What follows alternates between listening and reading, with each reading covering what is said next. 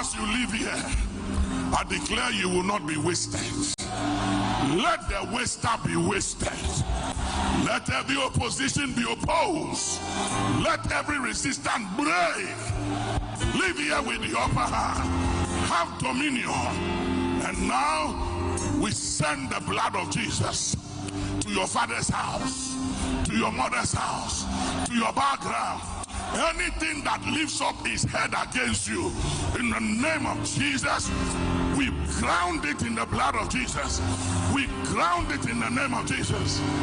Above all, any condition, pattern and cycles that are contrary to the will of God, to the word of God, to the plan of God for your life, today on the grounds of the blood of Jesus, we intercept it. Good translation, interception, interception, intercept, interception, interception, interception. We intercept, intercept, intercept contradiction. We intercept contradiction. We command you in the name of Jesus as more than a conqueror. Tell somebody, I declare that you are more than a conqueror. Tell two people, I declare that you are more than a conqueror. Tanumo, onunchoni ha o dama, chichele wekun. Oni anuchumo, osoli mojiake, ubawo nani, aya, baba shushu. Amen.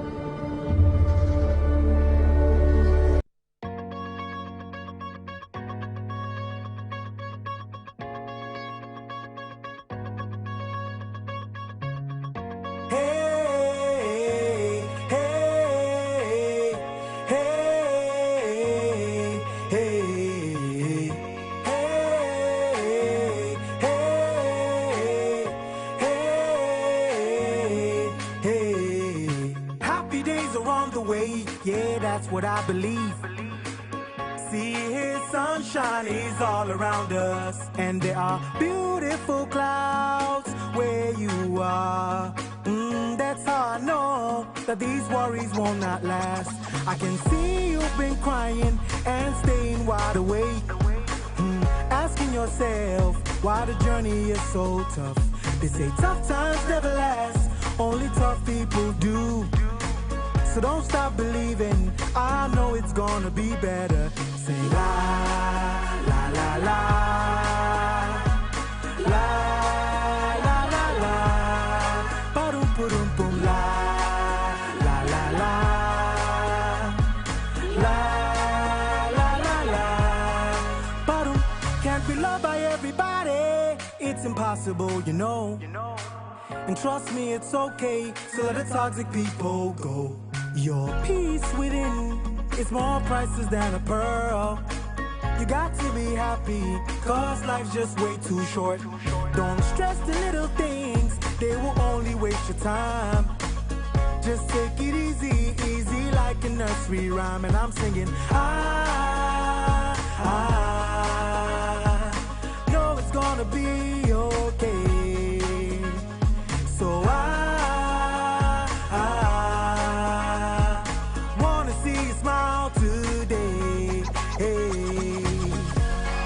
just gotta be happy, man. Good days, bad days, it's all part of life. But you must keep the groove on and enjoy every single day. I'm sure you've had some happy days before. So what makes you think you can't have more? Keep on fighting and you'll see. You will soon see rainbows. Hey, come on. La, la, la, la. La, la, la, la. Ba-dum, ba-dum, boom. La, la, la, la. La, la, la, la. Ba-dum, ba-dum, boom. La, la, la, la.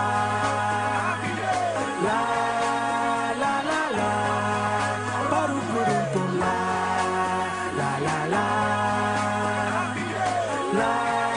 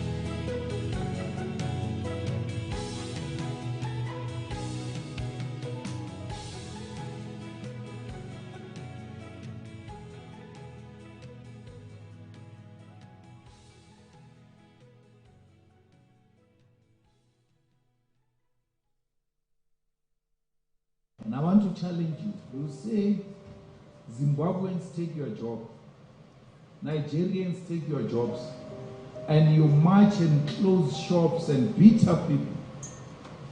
Tell us, after doing that, how many jobs have you created? By beating up these Nigerians, by beating up these Ghanaians, by beating up these Zimbabweans, loading them. If you load them, I have not seen anyone being loaded. No one. And you say they take jobs from you. You have beat them up, you have taken them out of the country. How many jobs have you created after that? Because the battle should be about jobs. You beat people because they took your jobs. They ran away. You close a shop that hires 5 people and say they take our jobs. After closing that jobs, how many jobs have you created? Unskilled men with no skill, none whatsoever, say somebody took their job. The only skill they know is to drink Intelis, Impesu, and all of that nonsense, and want to pretend like they are revolutionary as it were. I don't want your vote if you behave like that. Take them away. If the MK wants it, give it to them. A foreigner is a person who comes into your country without papers, doesn't have anything to show. That includes you. You are foreigners because you have nothing to show. You go around claiming this is your country. Let's go outside, show me papers that confirms you are the owner of this country. There's nothing. You don't own anything, yet you call people foreigners. You are a foreigner yourself because you do not own. Foreigners means visitors. Visitors are people who just come empty-handed with a small bag. When the time permits, they go. That's you. You are renting. You are marching from the hostels, beating up people that they must leave South Africa. In English, it's a hyperbole,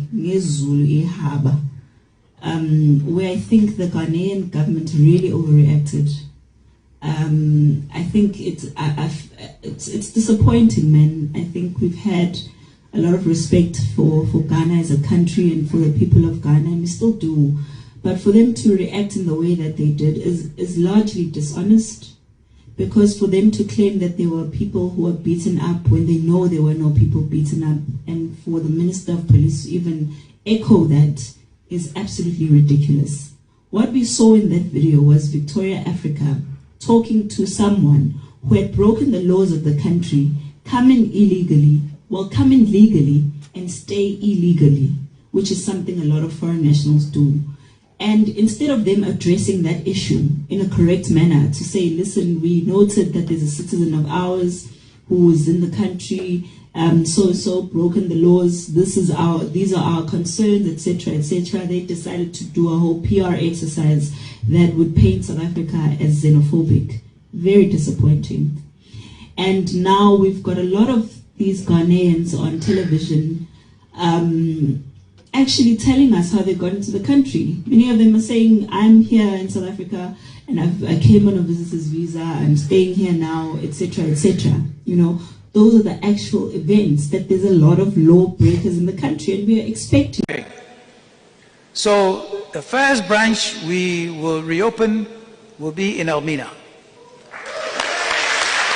And then from here on, step by step, we will get those branches opened over a period of time, but working with renewed confidence, renewed excellence, so that we can be better than we were before. The last question was about the Women's Development Bank. I can assure you, my sister, that work is progressing very fast. Indeed, at the next cabinet meeting, the Vice President is supposed to table the resolution on the Women's Development Bank. She's giving a cabinet report on the Women's Development Bank. The thing is, for financial institutions you don't just get up and set up a financial institution. You have to go through a process, and that process is supervised by the Bank of Ghana to make sure that you set it up properly. But as you are aware, the Minister of Finance already gave 450 million cedis. That money is sitting there in the account, waiting for the bank to start so that the 450 million can become the capital of the bank. And in addition, if you heard me yesterday, in all the 24-hour markets, we have made provision for a bank. That bank in the 24-hour market is a women's development bank. So in all the 261 districts, immediately your market is finished, you will have a branch of the women's bank in your 24-hour market. And so for those doing business in the market, you can save your money there. Even if you are not doing business in the market, it is still your bank. You can go there and deposit your money and transact your business. And so very soon, it was a major flagship promise that we made, and I can assure you that the Women's Bank will see the light of day very soon. Thank you very much.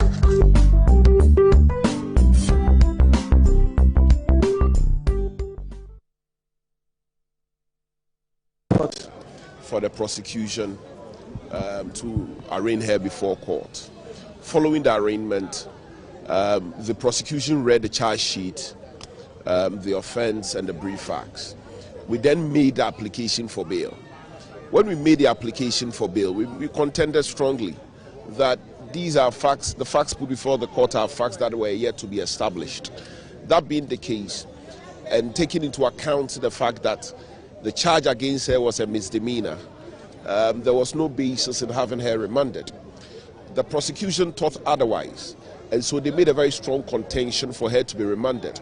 Indeed, very laughable, with all great, for want of a better word, was their contention that unless she's remanded, her release is going to excite Ghanaians to also commit similar offences. Clearly, they wanted a remand to punish her, and so that was their position. But the court disagreed with them, and the court granted bail. But unfortunately, the terms of the court were so onerous to the extent that the court made an order for her to deposit her passport. When it was obvious that she doesn't have a passport, and the court's attention was drawn to saying, indeed, the court then said that we should bring an application for variation of its order. For us, it was unfortunate because the court's ink was yet to dry, and that we had highlighted that for the court to take that into account, because not every Ghanaian has a passport. And so to include same in your bail conditions, right, it's more like refusing the person bail unless that variation order is made. Today is Friday. What it simply means is that the variation cannot be done in the next 2 days, where we need to serve the other side by giving them reasonable notice. And so it's unfortunate that by this she's hampered or she's constrained. But we hope to work assiduously to get her out. That for us is unfortunate. So she was granted bail in the sum of 1 million cedis, with 3 sureties. One of whom should be a civil servant. The other should be one who would secure it with a landed property. And then she herself will have to deposit her passport. And then Ghana can. What kind of insult was not rained on His Excellency Nana Addo Dankwa in this country? What kind of insult was not rained on them? Were people arrested? No. So what has changed? I mean, a few days ago, I asked someone that, are we in the jungle? Are we in the military era? No. Ghana is a developed country. It's a democratic country. So why can't we all, air out our views? Some section or portion of Ghanaians can say what they want and go scot-free, and others cannot do that. Why? Which lady are you making reference to? This lady popularly known as Bawumiaba, she's a TikToker. I'm told she was brought from Kumasi. I'm yet to go and see.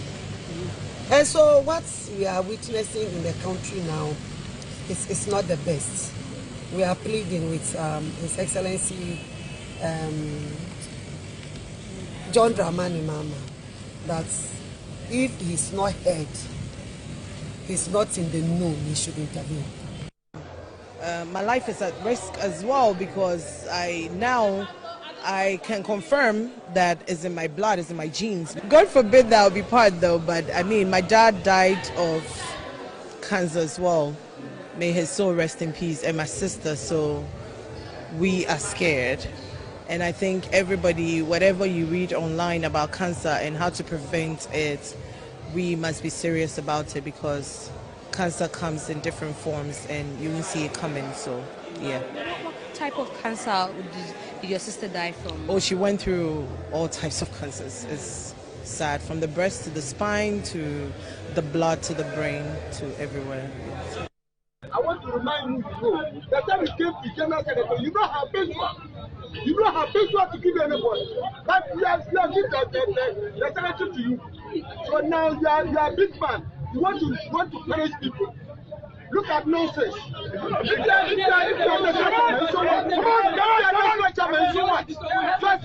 want to tell you, I'm the constituency chairman. I don't care about you. I don't care about you. Oh, you can't come to Tamale again. Look, this is a two-time. You want to go to it and get chance. Because of your stupidness, you won't get chance to get incompetent and useless the president is. You can't say it any way nicer. And this one, when I say he's a useless president, I'm being very charitable and nice and kind to him. Because the president sits on his ears. I want to remind you that time you came to General Senator, you don't have paper. You don't have paper to give anybody. But we have given the senator to you. So now you are a big man. You want to punish people. Look at nonsense. So I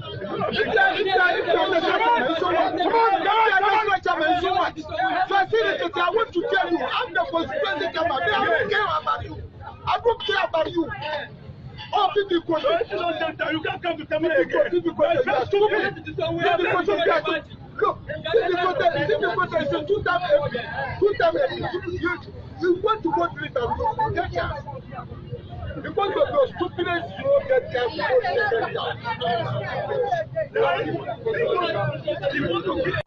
My fellow Ghanaians, they are warning us to go. It's time to go home. So please, let's go and fix our country. Thank you.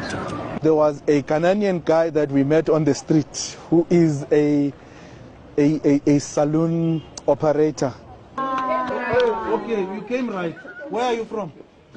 Ghana. So you left Ghana and you came to South Africa to do hair? They're carrying buckets now. No, I fetched for someone. Okay. What are you doing here? What skills are you bringing into South Africa? I was doing nails. Nails? Nails is not a scarce skill. When are you going back to fix your country? Hey. Talk, quick. Next month. Don't tell us next month. We are not foolish. We are not foolish. Let me tell you, Baba. Right now, as South Africans, we don't want you guys here anymore. Go fix your countries, Baba. You see, let me tell you, we are still speaking to you nicely. It's going to get to a point where speaking to you, it won't help. Where are you staying? Address? So now you left Ghana, you came to South Africa to do nails. No, for nails? It wasn't proposed for nails, but when I came, if I may ask you, what visa do you possess to be in South Africa? It was with holidays. Holidays. Okay, let me tell you, because of Luna, you are abusing our systems.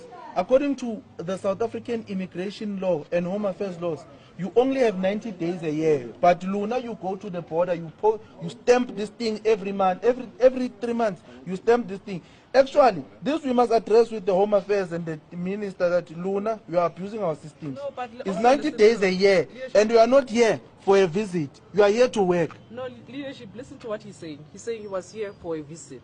So how come you come here to visit instead of you going back? All right, let's call the cops. This man is illegal in the country. We're now with a traveling document, which is a passport. Let's call the cops. He's illegal. Imanla, we want them to understand what we are trying to do here. Baba, we are fixing this continent. This thing of you guys moving from one country to the other, it's no longer working. We don't want this as African people anymore. We are tired of seeing African migrants moving all over the world, refusing to fix your own countries. Now we're making it very clear to you guys, Utitina, we don't want you here. We want you to fix your countries. Now you came here with a traveling document, you came with a passport.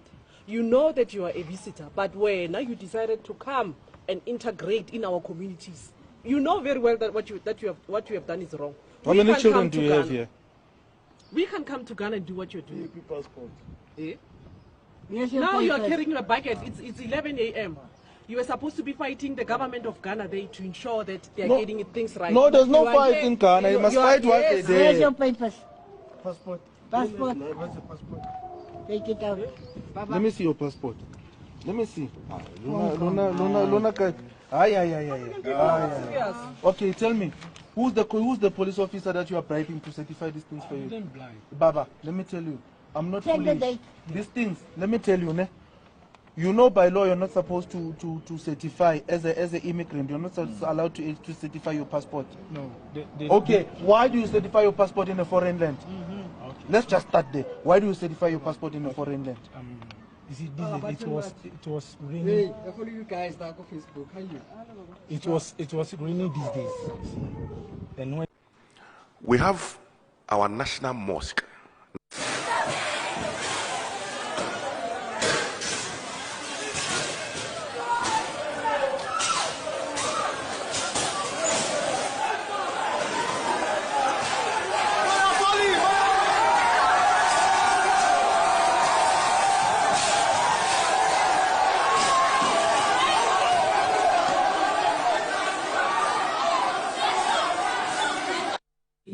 It's a hyperbole,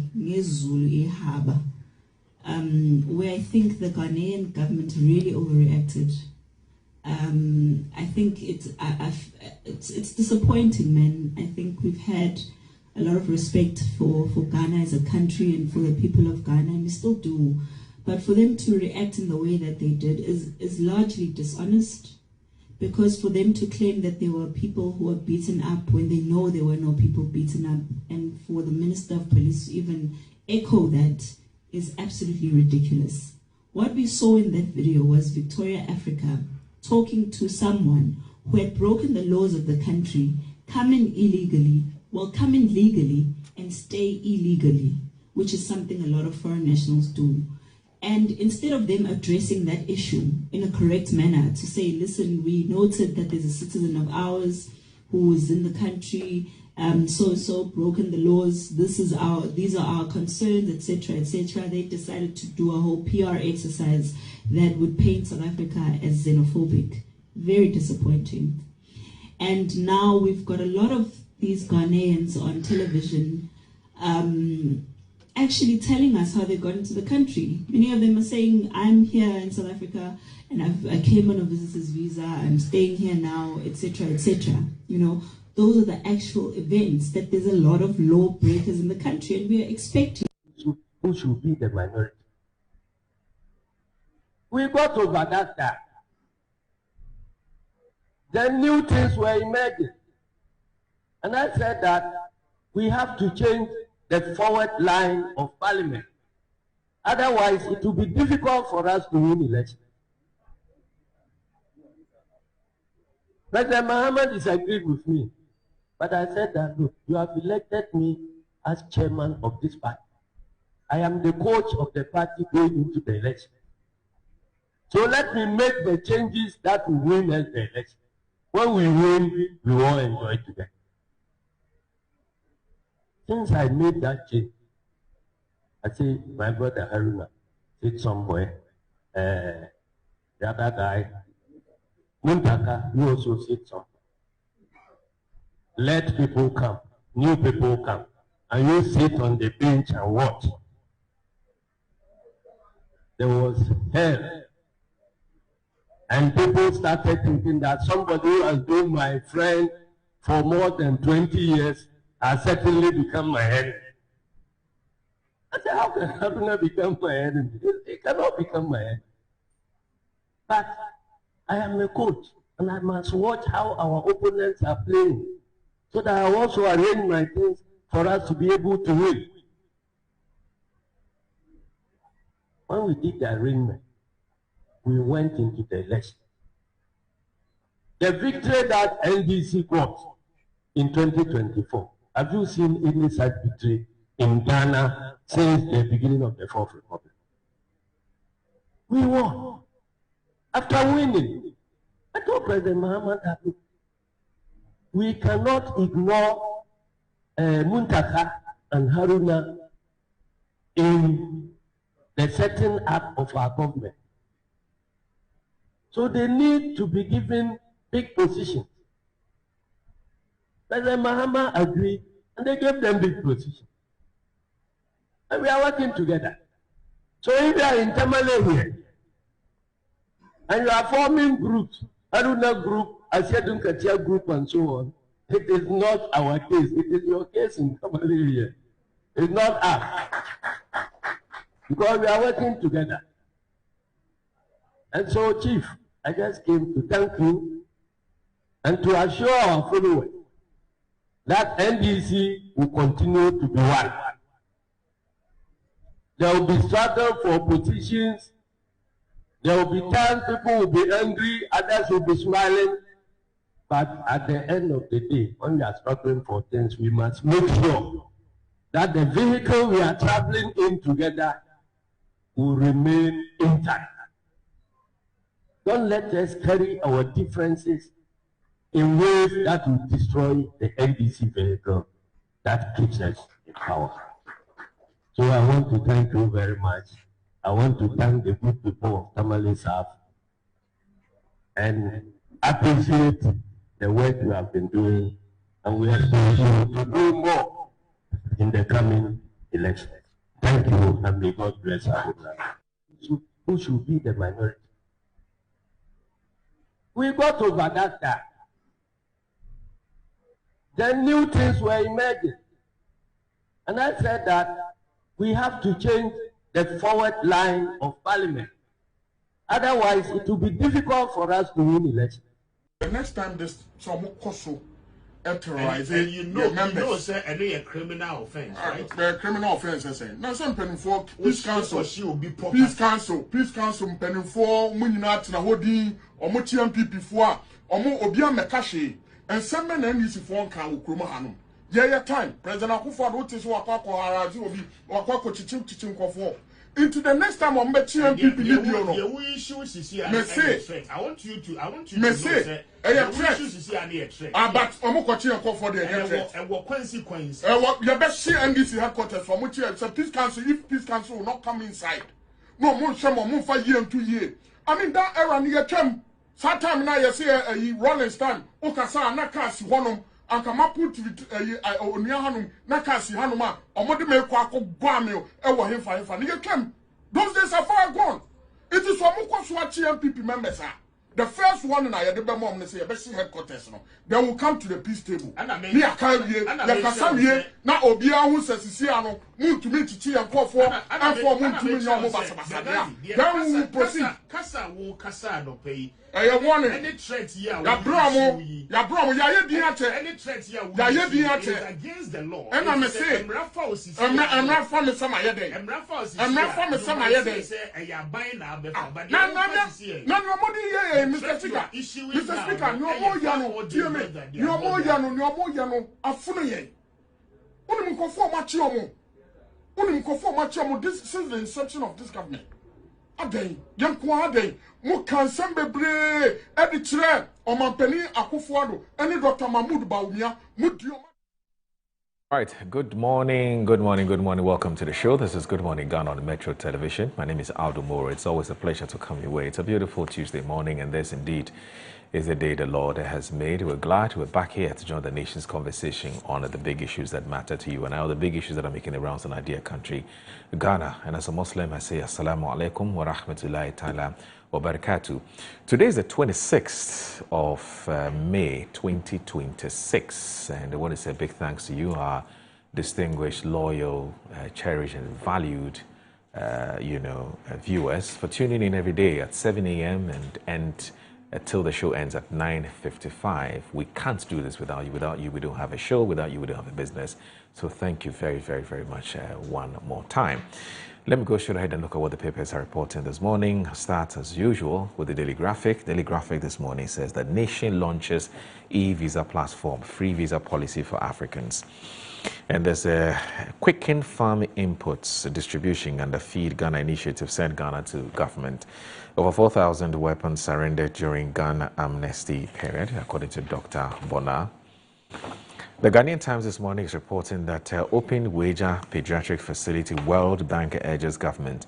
Interplus ranked 49th among Africa's fastest growing companies. Ghana marks AU Day with colorful flag raising ceremony. Nation goes digital with e-visa system. That's on the front page of today's Ghanaian Times. And then you go to the Daily Graphic. It says that hate corruption with passion, Reverend Wengam. And as a Dubois, his lawyer grills witness over bank transfers. Couple arrested for cutting off baby's head. And as Gold Board Royal Ghana Gold signed refinery deal. Q8 Mining Ventures not into Galamsey, according to management. And there's an announcement of today tomorrow actually being Idul Adha, and the fact that it's a holiday, so the Daily Guide won't be on your newsstand. So don't even bother to go to newsstands. You'll find their chopping salah. Anyway, the Insight says that the Liberation Day, SMG calls for renewed Pan-African unity, and as Family Health University VC hails alumnus medical publication. Lands and Mines Watch Ghana condemns minority leaders' attempts to politicize the mine lease process. And as China denounces U.S. indictment of Raul Castro as violation of Cuba's sovereignty. Akwe family grants firm and stands firm that decisions affirm ownership of their lands. As Ghana's opposition leadership becomes focus of new African democracy research. The New Republic, Mosquito, Stokes NDC Far, Sedungita claims personal glory for 2024 victory, says he forced Haruna Muntaka reshuffle against Mohammed's wish. I'm not sure if he said he forced it. He said he was of a different opinion. The New Republic, forced pardon. Anyway, AG reveals Eduba hid his dirty empire in court. 27 houses, London flats and secret shell companies, how Ghana's top intelligence boss stole public funds. Apinto, Kingmakers fight fake Queen Mother. TDC, Giadec, and Arise IIP boost integrated industrial parks company. And as jailed robber kills Queen Mother, and Ghana eyes Kaiser Nation, Chief of Staff signals shift from pilot projects to cross-economy productivity drive. Daily Post this morning says, all you need to know about type 1 diabetes in children. And as President Mahama officially launches Ghana's electronic visa, which is the e-visa portal. And as a Gold Board seals refinery partnership with Royal Ghana Gold Limited. That's on the front page of today's Daily Post newspaper. All right, so let me go online and look at what the online portals are also reporting. Now,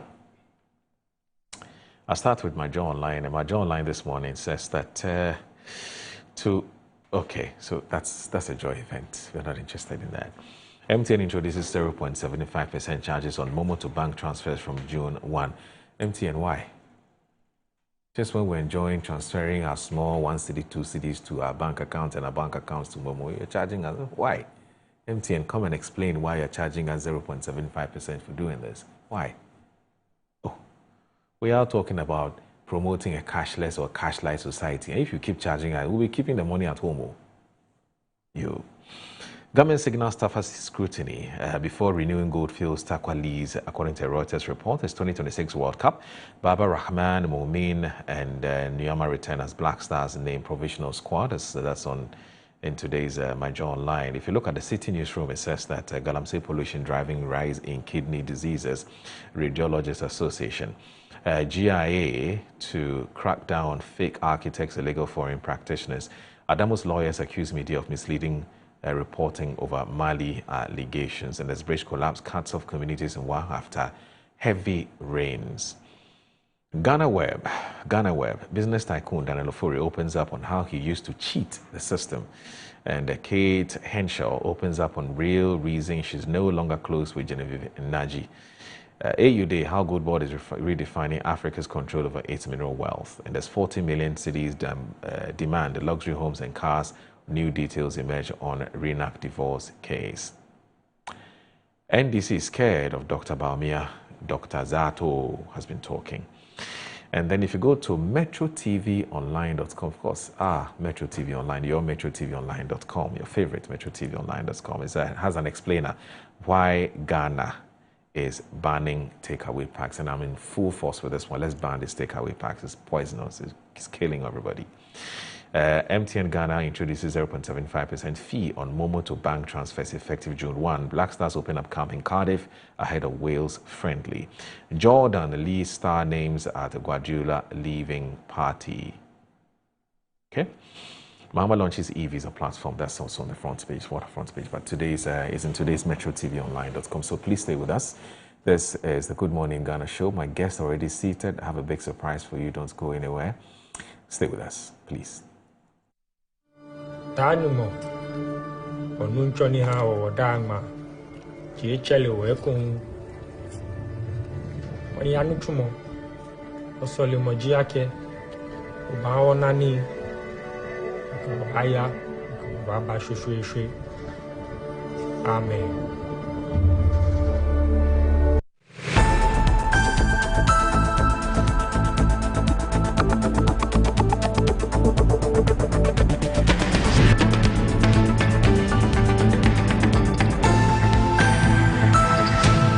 Finding the ideal property shouldn't be a daunting task. At MNC Properties, we believe everyone deserves a place to call home. That's why we specialize in providing affordable housing options under our flagship project, Fresh Property Joy, specifically designed for low and medium income earners. Our range of customizable homes includes 2 and 3 bedroom standard and executive options, all meticulously crafted using innovative interlocking brick technology. We understand the importance of simplicity and convenience in the acquisition process. That's why we have designed our procedures to be straightforward and hassle-free, offering flexible payment options tailored to your individual needs. In addition to our affordable homes, we proudly offer litigation-free lands for sale in vibrant and upscale communities that present the perfect opportunity to build your dream home. We are committed to making affordable housing a reality, providing you with the joy of owning a home that meets your budgets and aspirations. Whether you're looking to buy, rent, or invest, we've got you covered. Our service team is ready to assist you on 030-255-1917. MNC Properties. Mommy, good morning. Good morning, my son. How are you? I'm fine, thank you, Mom. How about you? I'm fine. Joe, I just saw your mom doing her usual morning routine. Like, it was just 2 weeks she underwent a major colon surgery. Bro, see, my mom is doing perfectly fine, and we're all excited about it. It was minimally invasive surgery, and the recovery has been very fast. Minimally? Hey! No, wait. What do you mean by that? So they offered my mom a laparoscopic colon surgery. Laparoscopic colon surgery, which we accepted. It turned out it was equally safe with a very fast recovery time, and the cost involved too was very, very reasonable. She was discharged 3 days after the surgery, and you can see her, she's on her feet again. 3 days? Just 3 days, bro. Mean Tuber Hospital, first Ghana colorectal center, aimed to serve a peculiar health need.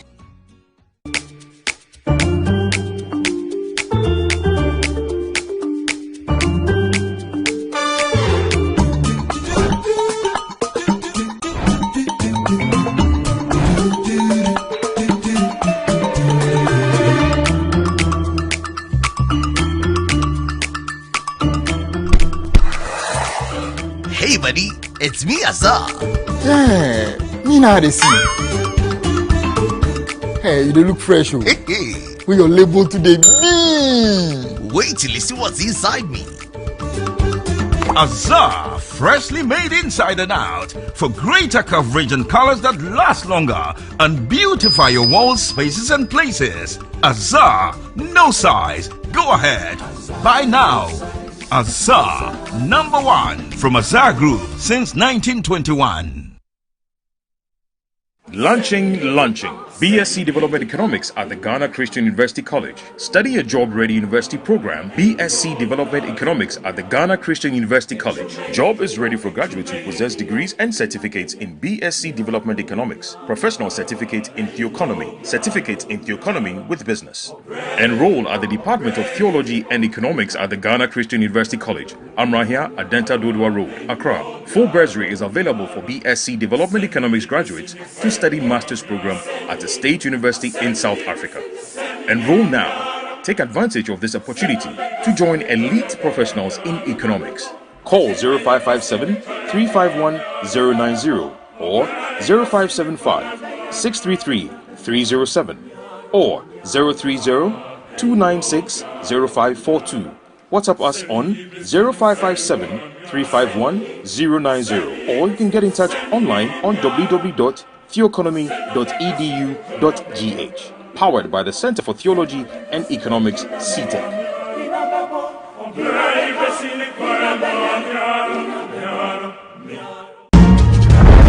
Grab your bottle and unleash the taste of Storm Energy Drink.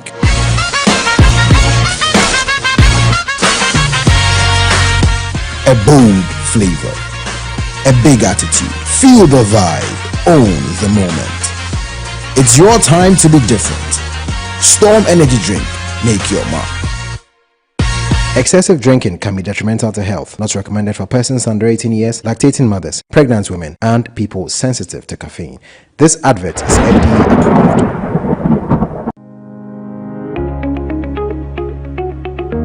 Looking for comfort, convenience, and class all in one place? Welcome to Stay Easy Apartments on Conference Center, where modern living meets exceptional service. Whether you're staying for business or leisure, Stay Easy offers you a home away from home. Spacious and well-furnished apartments, pool, gym, and everything you need to relax and feel at ease. Planning a meeting, workshop, or special event? Our event ground and state-of-the-art conference center is designed to host your events and bring your vision to life. From corporate gatherings to private functions, we provide the perfect space, supported by modern equipment and a professional team ready to assist you. At Stay Easy, your comfort and success are our priority. Book your stay or reserve your space today. Call us at 020-739-1473 or 0244-226367.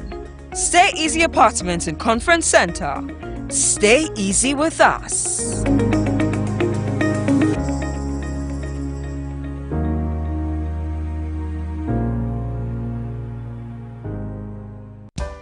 In my line of work, a confident smile is everything. Kel Charcoal Toothpaste keeps me on top of my game and ensures my smile is always radiant and bright. With the tiring nature of my job, we spend several hours other than Kel Charcoal Toothpaste. Kel Charcoal Toothpaste. You're on a kessie and in a kit one. Samayo Kendini, a who be here, Samacha Sapapadia to a mammy mouthful. Kel Charcoal's natural ingredients, and a bomb is so buying, a man is swing, and a sansu mama hoto so a will beg you. Kel Charcoal Toothpaste.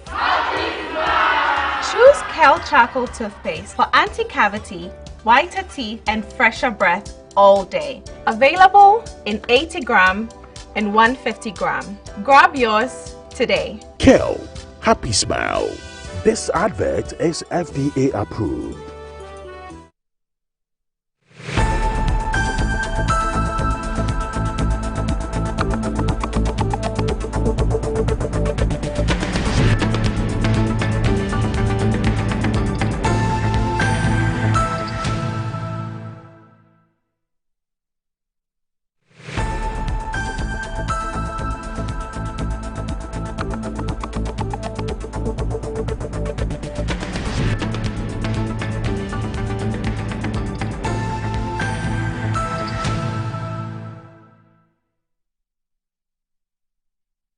This is Good Morning Ghana on Metro Television. The show is also live on 94.1 FM. My name is Audu Moro. I forgot to introduce my name or to mention my name at the beginning, but I've done that now. My name is Audu Moro. My guests are already seated. As I did mention that I have a guest. In fact, I have a surprise guest for you on the show, and I would tell you who this guest is shortly. But this man hasn't been here before. This is his first time on the show, and all his life he's been in the business of teaching political science at the University of Ghana. At some point he was the head of department. I don't know if he's still the head of department, I doubt, but at some point he was the head of department of the political science at the University of Ghana, Legon. We've all heard him expressing his views and pontificating theoretically on matters that border on politics and political science. And he's a very well-respected political scientist and political science analyst in this part of town.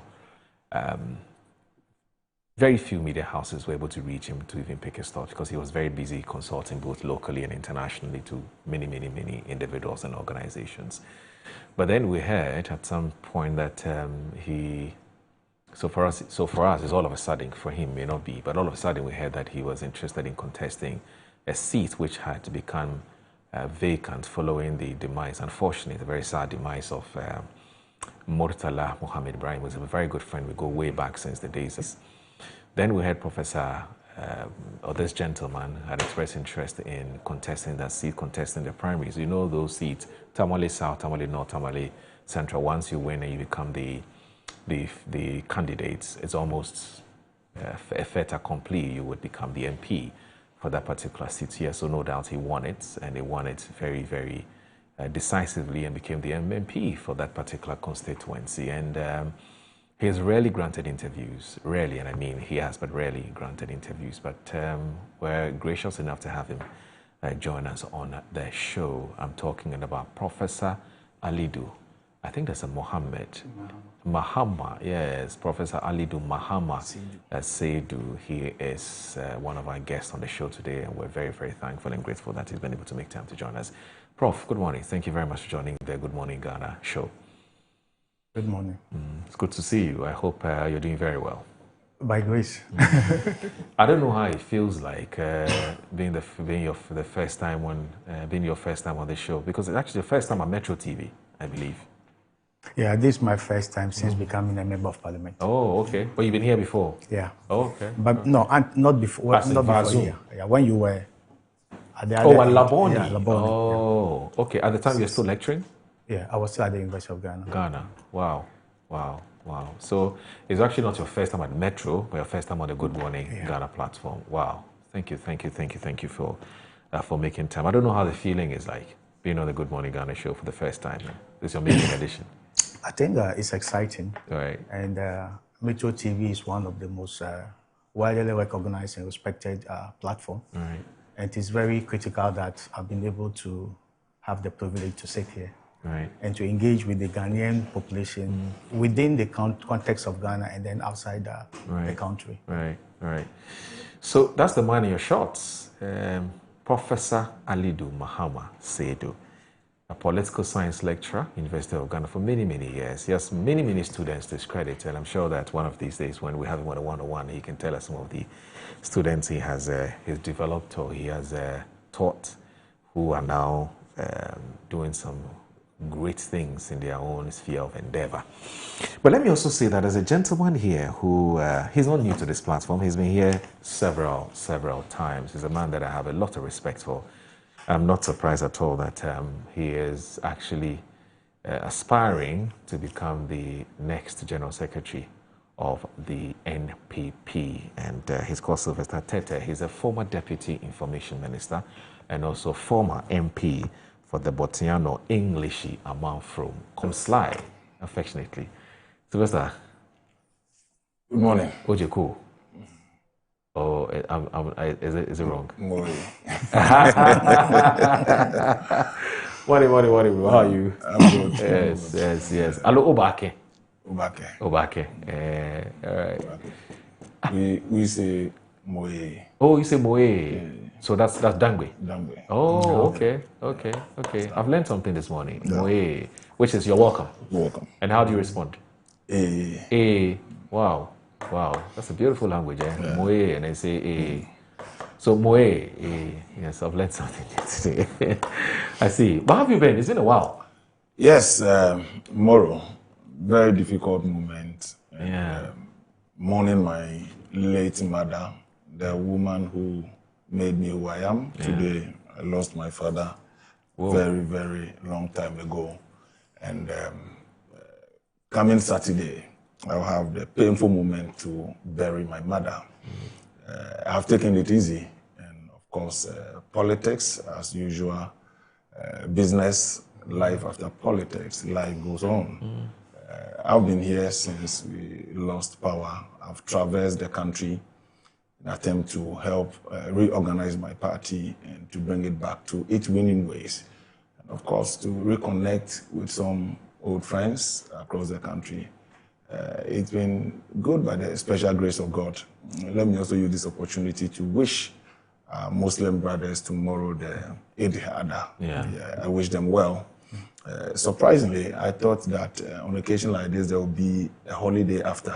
I think the announcement that came. The amendment of the Holidays Act, which is now giving Muslims a second holiday for the Eid al-Fitr, the small one, did not actually include Eid al-Adha. Okay. As we speak, there's a massive clarion call for that to be looked at, because there are some Muslims who actually are of the view that if Muslims are going to be given an additional holiday, it ought to be this one. Because you see, this one, when we slaughter the ram, you would have to hang it and then distribute it the following day in line with the Sunnah practice. Okay, so when you slaughter a sheep tomorrow and you hang it and you're supposed to be distributing it on Thursday and you're supposed to go to work, it becomes a bit of a challenge, you know. So there's an ongoing conversation, but I don't know what Muhtaka Mubarak would do. I didn't. So I thought that there would be a holiday. I thought it's for. Yeah, it's just one day. Okay, that's fine. That's fine. I mean. So let me join voices with you to appeal. Not in respect of the religion. Okay. But as it were, I thought that we have a lot of holidays. Well, that's another conversation, Yeah, so I think that they can look at the calendar and then sit with them to decide. Right. You are giving a very good perspective of the importance of this day. Yeah. They can juxtapose that with the other one. And we have known one holiday in time past, and this one has been introduced. I think that they have to sit with the various interest groups to say that this is which of them that you is not to advocate for. And I also believe that I think it's mostly the Eid al-Fitr that has a lot of controversies. The sighting of the moon and the start of Ramadan. That's true. So usually have people starting earlier than other groups. So when you give one holiday, that day some people will be fasting and they will not go to work. So when you have two holidays, it's able to take care of the moon sighting and the starting of the fasting. Interesting. But if you look at the Adha, which is tomorrow. Usually people believe that once there is Alpha, then the next day is automatic Eid al-Adha. So there's a little bit of consensus around the Adha, the bigger one than the Fitr. But it's still, it will be good if we get an additional day for the Adha. Because the Eid is actually 3 days. Right? You can do the sacrifice. So if we get to another additional day, in addition to the, I mean, just like with Easter. Easter has about two holidays. Easter has 2 holidays.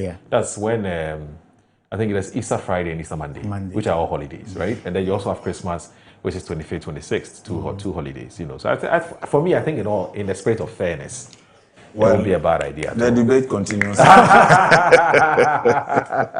like that. Let's continue with the debate and maybe we to come to some kind of consensus. Yes, but you're wishing our Muslim so I wish them well, and I pray that we'll celebrate in moderation. In fact, very important. We should celebrate in moderation. And oftentimes after such an occasion, but if they patronize our mosques a lot, and unfortunately you find only the ladies and the young ones, mostly. So where are the young men and the men? Mostly they are home, or some go out. the biking and the rest, I think that they should do this in moderation. Yeah. There is a reason behind all this. It's a sacrifice that has an anticipation and expectation of God's blessings. It should not turn into violence. It should not turn into anything. I've heard a lot of Islamic clerics caution that in times like this, we should place more emphasis on the importance of the day. Yeah. And if you have, on few occasions that I've had opportunity to, and when I was an MP, every year, they know how I do that in my constituency. And in their prayers, I attend the prayers. And one of the things that after prayers, mostly they don't wait to hear the preaching sermon, the sermons. So I always complain that, look, I thought that when they pray, as soon as they finish, you see them departing. But I'm told that they go through the exercise of training, reciting the Quran, mostly during the fasting period. So when they come to break their fasting, like that. But there are several reasons. Of course. So I think that religion has played a very key role in our country. It helped to shape our society. We've lived together in the same house. You see Christians, you see Muslims. You find Muslims getting married to Christians these days. It's not like other jurisdictions. We must hold it in high esteem. And you find your friends, colleagues, bringing you meat. A good morning to my good friend, brother, Mr. Osman in Tuba. Every year, he doesn't miss it. Yes, he was my campaign manager in 2020. He's a good brother in every occasion. He sells me meat. I'll be expecting yet again. So I wish them well. I wish them well. And then to my brother, Professor Alidu. I've admired him. I've watched him from a distance. I said, hey! And I heard him. Hey! As for this, it's pregnant. It's speaking about I was at the right time. He became the candidate of the NDC. Well, the beauty of democracy. We agree to disagree. That's true. Of course, we are also watching him since he became an MP. We hope that he will contribute meaningfully to democracy through parliament and to his constituents. May he so rest in peace. Murtala Muhammad, a very good friend of mine. He gave me an advice when I was nominated as a deputy minister for information. He called me one time, we were at a coffee shop. He said, hey, my brother. Well, that is life, and I wish him well in his new endeavor as a member of parliament for Tamale Central. Very difficult, populous constituency. But I know that he has a fortitude to be able. But he should be on his guard. The tables may turn, and perhaps he will not turn in his favor. Come 2028, you shouldn't be surprised. That is politics. That you sleep on one side of the aisle, the next moment you are the other side. So it may so happen that the people of Tamale Central, and for that matter, the North, I remember during President Price. So get your loins together. But the most important thing is that we work to serve Mother Ghana. I don't think the MPP or any political party in any elections will annex every seat. No, it won't happen again. No matter the gains you make, it won't happen again. So hold on tight, but of course, be guided that the MPP is coming for Tamale Central. Thank you very much. They say the proof of the food is in the eating. Or the proof of the food is in the sweetness of the food is in the eating. It's in the eating. Okay, so we here we did. Anyway, so Prof, let's do a quick one-on-one with you, as we always do it here traditionally on the show, because people ought to know you a bit more before we get on with our main topics for the day, which have been widely published in the papers. I'm talking about the internal issues within your party. But before we look at that, just a quick one. There's a woman here we need to celebrate, and that's our very good friend's mother. Celebration of life. It's a tall list of persons who are inviting all of us to for the big event on Saturday. I can't read through all the names, but let me just start from here, which says that the entire Sausi, I hope I got that correct. Sausi.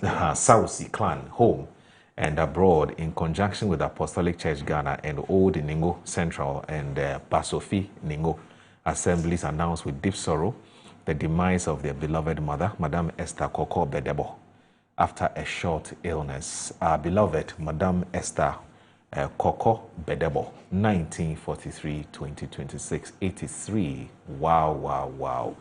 She's lived a beautiful life, hasn't she? Yeah.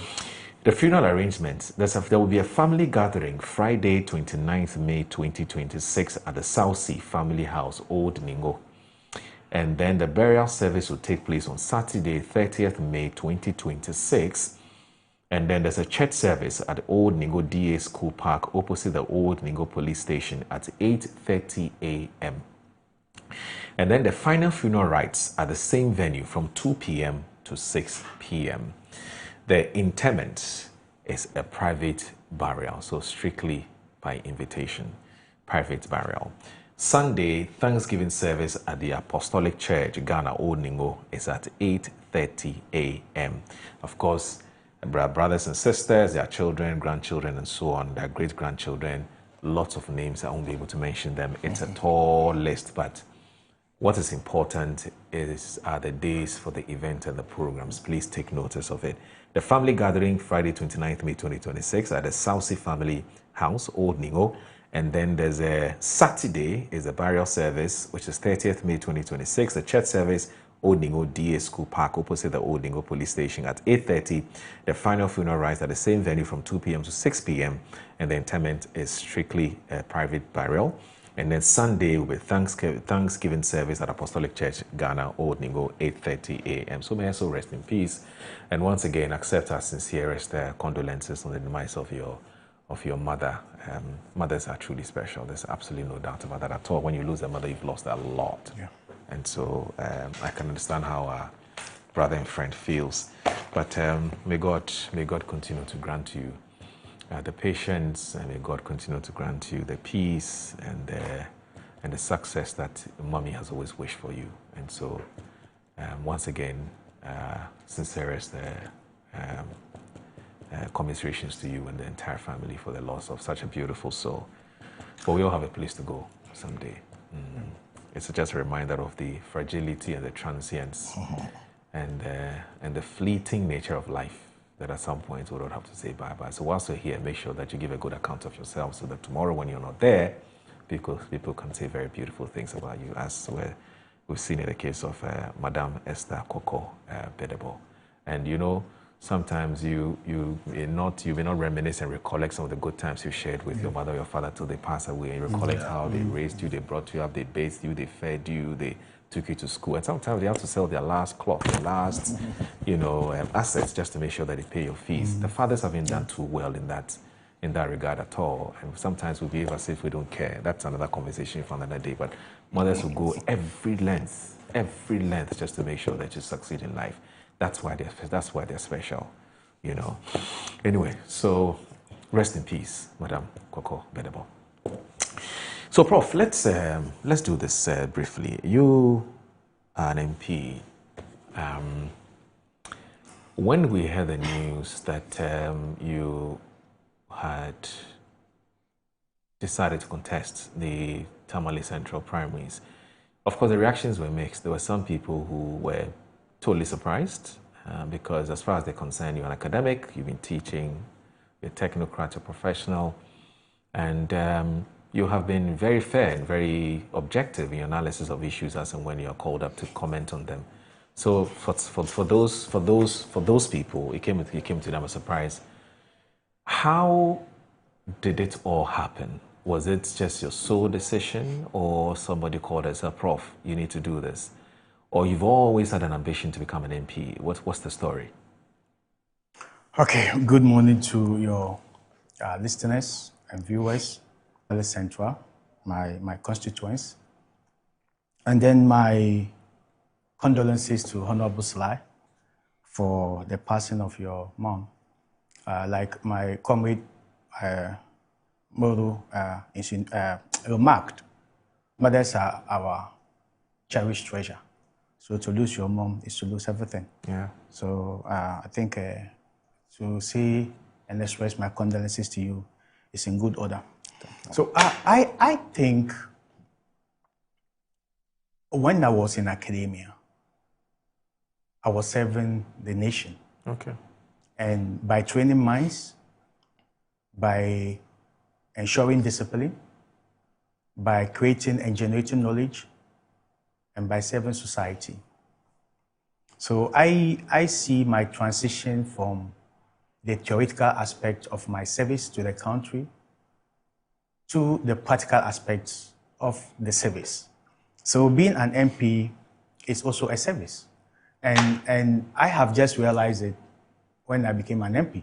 And Honorable Sly will tell you that the MP job, I think, is the best of service you can ever do. Right. You hardly get a lot from it, but you give more. So it's one of the best service you can ever do to your country. But the pride is actually in serving your people, community that they gave birth to you, community that you grew up with colleagues, understanding their challenges and their needs, and thinking that the opportunity to address those needs, some of the needs you grew up with it, and you appreciate it better than any other person who come anywhere to do it. So I saw my transitioning from academia, which was the theoretical aspect of service to the country, to the rather practical aspect of service to the country as the best decision I've ever made in my life. Because if you don't serve your people, who else are you going to serve? Or who in this world are you going to serve? So I saw it as a transition from academia to the practical aspect of serving my people. But to be honest with you, it hasn't been a very smooth transition, because in academia, what we do mostly is about scientific analysis and understanding of events. So you are more data-driven, you prefer logic and reasoning and conclusion that arise from data and facts than to what is done in the practical aspect of my profession. So I remember there's this professor in my department called Professor Isuman Johnson. He used to so he said what we teach in the classroom is the science of politics, but what we do out there is the sense. So transitioning from the science to the sense has been very complex, where you don't have to deal with data. Sometimes you have to do the unreasonable and rational things, which will be good for your political future than what you think is rational or reasonable. So those things don't match. And sometimes you are going to take a decision and there's no evidence or facts to back you, but it's largely about interest. Right. So those kind of things has been very difficult. But also, Parliament as an institution. I have taught students about Parliament as a political institution and the function of Parliament and the merits and demerits of having a parliamentary system of government, or even Parliament in the presidential system of government. But once you move from the academia and you go to the real world of parliamentary life, you tend to see that there is an established institutional norm that governs parliamentary behavior that you may not see anywhere, especially if you are not an MP. So there are a lot of things that you understand and learn once you are in the chamber than when you are not in the chamber. Right. And funny enough, most politicians don't usually talk about it when you meet them outside of Parliament. So still trying to get appraised with the institutional established norms that completely vary from the theoretical aspect of my previous life, and also still appraising and perusing the standing orders, which is one of the Bibles of our work. You need to understand the standing orders and every aspect of it and how it governs and regulates all the things that we do in Parliament. It is very important. But to wrap up, I want to wrap up with a very important quote from Aristotle in his famous book called The Politics. He mentioned that man is by nature a political animal. Right. So it takes only the beast or the god to live outside the purview of political decision-making process. That's deep. And if you do not participate in the process of making decisions that affects your life, people will take decisions about your life. So I think that it is a sensible thing when you get the opportunity to actually participate in shaping the policies and processes that affect your life, rather than leave it entirely to the hands of other people. So I take it from everything you've said, that this was your decision, suo motu. This was not influenced by somebody who called to say, look, Prof, have you ever thought about, you know, going into Parliament or going to Parliament? Nobody actually has to nudge you necessarily, but it's something you've always been thinking. Right, the transition. But before the transition, most of my students knew me that I always say, oh, as for mainstream politics, I'll never do it. Right. That has always been my theoretical position. Right. That I will never go into mainstream politics until the unfortunate incident happened. Right. And to be honest with you, a very good, powerful person in the NDC led the delegation to meet me and to have a discussion about my participation. And it was, my decision was based on a number of factors. One, the fact that that is my hometown. And if you don't go, if there's opportunity for you to serve them and you turn it down, when are you going to get the opportunity to serve them? Okay. But also, two, the relationship between me and the late MP was a very good brother. Like you've all mentioned, you know his way of life and how he relates to people. He was one of my very good friends and a brother. And he was actually a PhD student in my department. And I was part of his supervisory committee when he was doing his PhD. And we have had a lot of discussions about his work as an MP. And actually his PhD thesis was on his work, parliamentary committees, and the relevance of parliamentary committees in Ghana's democratic development. So he was very passionate about his work. Even his PhD thesis was about his work. And they have, whenever we're having the supervisory discussions, he will bring in Tamale Central and the challenges and how he's been able to overcome them, the plans and the vision that he has for the constituency. And sometimes he'll seek my advice. And the little that I know, I share with him. So I was privy to what was going on and all the effort that he has put in to make life better for our people. So I saw that as a wake-up call to continue the good vision that he has and to make sure that at least those beliefs that he has about people, upgrading their standards of living and moving them to the highest level of welfare and well-being, someone has to continue it. And if I don't, who will do that? So it was also that element, that emotional element of brotherhood and to continue his vision. That also motivated me to go into contest. But there are several other factors. So sometimes you may have a long-held position about a specific issue or thing, and then the circumstances may change or alter that particular perspective. And it was a turning moment. His passing and the way he passed was a turning moment for me, honestly speaking. My final question to you. You have been teaching political science almost all your life. And you have been teaching what you call the ideal situation, what ought to be. Yeah. But now you are in the thick of affairs. Do you see the difference between what you teach or what you've been teaching and what actually happens really on the ground when it comes to a peculiar situation as Ghana, the kind of politics that we do? I mean, because in the past you stood outside and you're not just teaching, but you've been expressing your views on what ought to be. Do you now see the differences? Do you now appreciate better what politicians go through when it comes to how they interact with people and the kinds of comments they make and the way they behave and the things they do?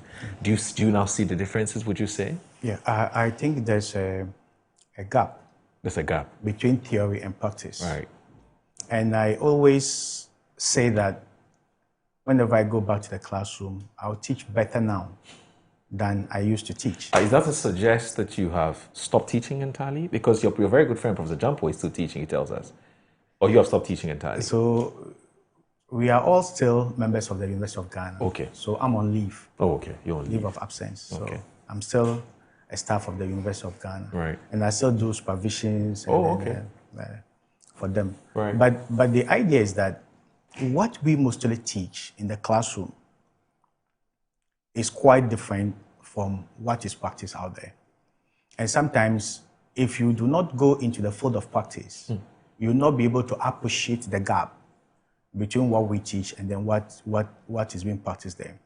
And I tend to believe that moving forward, I think people with practical knowledge or experience, we call them academics, somebody who is both a practitioner and then an academic, should be recruited to teach. And I remember when I was in the University of Ghana, I used to, depending on the topic, I used to get an industry person to come, especially my graduate level students, to teach. So I remember CSPS, there was this topic I was doing on parliament, legislature, and policy making. And I remember Honorable Blackwell was the one I invited to come and take the class through what Parliament actually does and what the role of the MP is in shaping, formulating, implementing, monitoring, and evaluating policies. So if somebody comes from the industry, the relevance of experience and depth of knowledge is quite different from somebody who is just coming from a purely theoretical perspective. And what you tend to see is that most of our lectures usually, the basic requirement is having a PhD and sometimes some minimum level of teaching experience. So most people usually have the PhD, but not enough experience in the industry to be able to connect or bridge the gap that exists between the theory and the practice. And I have learned a lot, and I continue to learn as long as I exist. Seeking knowledge is a way of life, and you know the importance of seeking knowledge in Islam. And I think there's still a lot more to learn. And I believe that the more I do this work, the more a better person I become, being able to bring that wealth of theoretical knowledge and experience to the practice of what is being done day to day. You know, I actually said this was my last question, but we have to take a break. But think about this before we go on a break. And that's my final question to you before we get on to our main conversation. There's a view that academics must begin to generate or produce literature that is unique to our circumstance, a kind of democracy that way, because we have literally just imported Western democracy. We have imposed it on us and we're struggling to deal with it, especially the excesses. So perhaps academics like you would have to, having experienced how the politics is done, this is real life lived experience, you may have to go back and look at some of the theories again and see where we can refine and improve and so on and so forth to fit our peculiar situation. Do you get the point I'm making? And that part of the reasons why Africa is struggling, because we've imported everything wholesale and we're trying to practice and we're struggling to, because our people, their mindset and so on is more like is an antagonal to what the literature says, what is written by some of the scholars that you've talked about. So I'll pick your thoughts on that briefly before we move to the main subject. Well, you know, you don't usually get some of these professors in your show, so when you get them, you know, I'll take a short break. You're watching Good Morning Ghana Play, Metro Television. Please stay with us.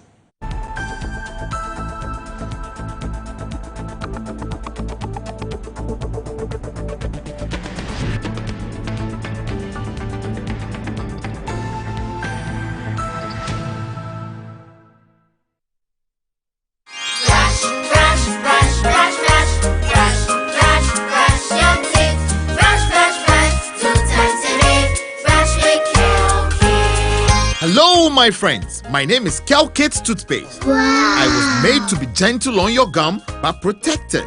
I will protect your teeth from cavity, make your teeth whiter, stronger, keep your mouth fresh all day. And best of all, I'm strawberry flavored. So put on a smile and try me. That's amazing. Just try me. That's my job. If you say so, jump on my brush. Makes your teeth stronger, chicky whiter, chicky stronger. Yay! You did it! I'm glad you like your new toothpaste. Don't forget to brush both day and night. Kelkits, happy smile.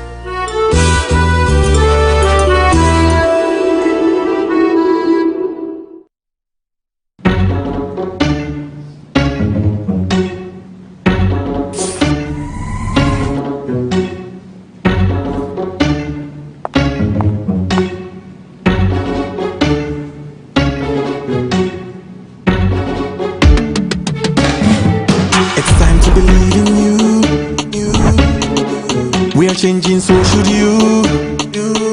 If you're dreaming, don't be afraid. And in the valleys, keep your head up high. Dare to dream with Puma.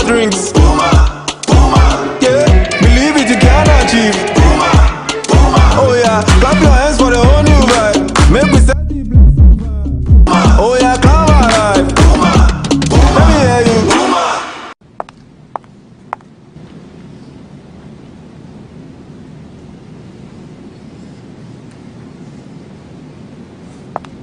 Puma Drinks, a whole new vibe. Another quality product from Casa Precon. This advertisement has been vetted and approved by the FDA.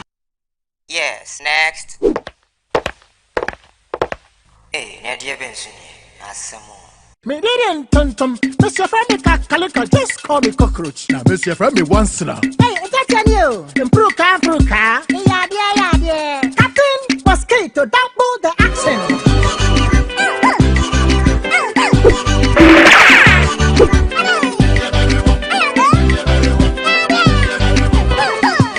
Sasso spray, Mr. Friendly Sasso quell. Yeah, go to my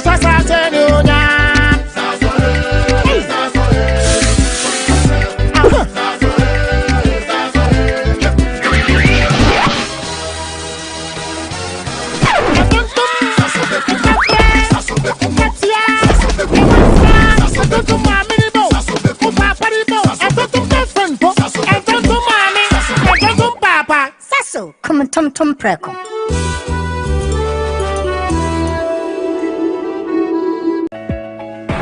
This Easter, Estate Masters Limited is giving you more reasons to celebrate in our extended Easter promo.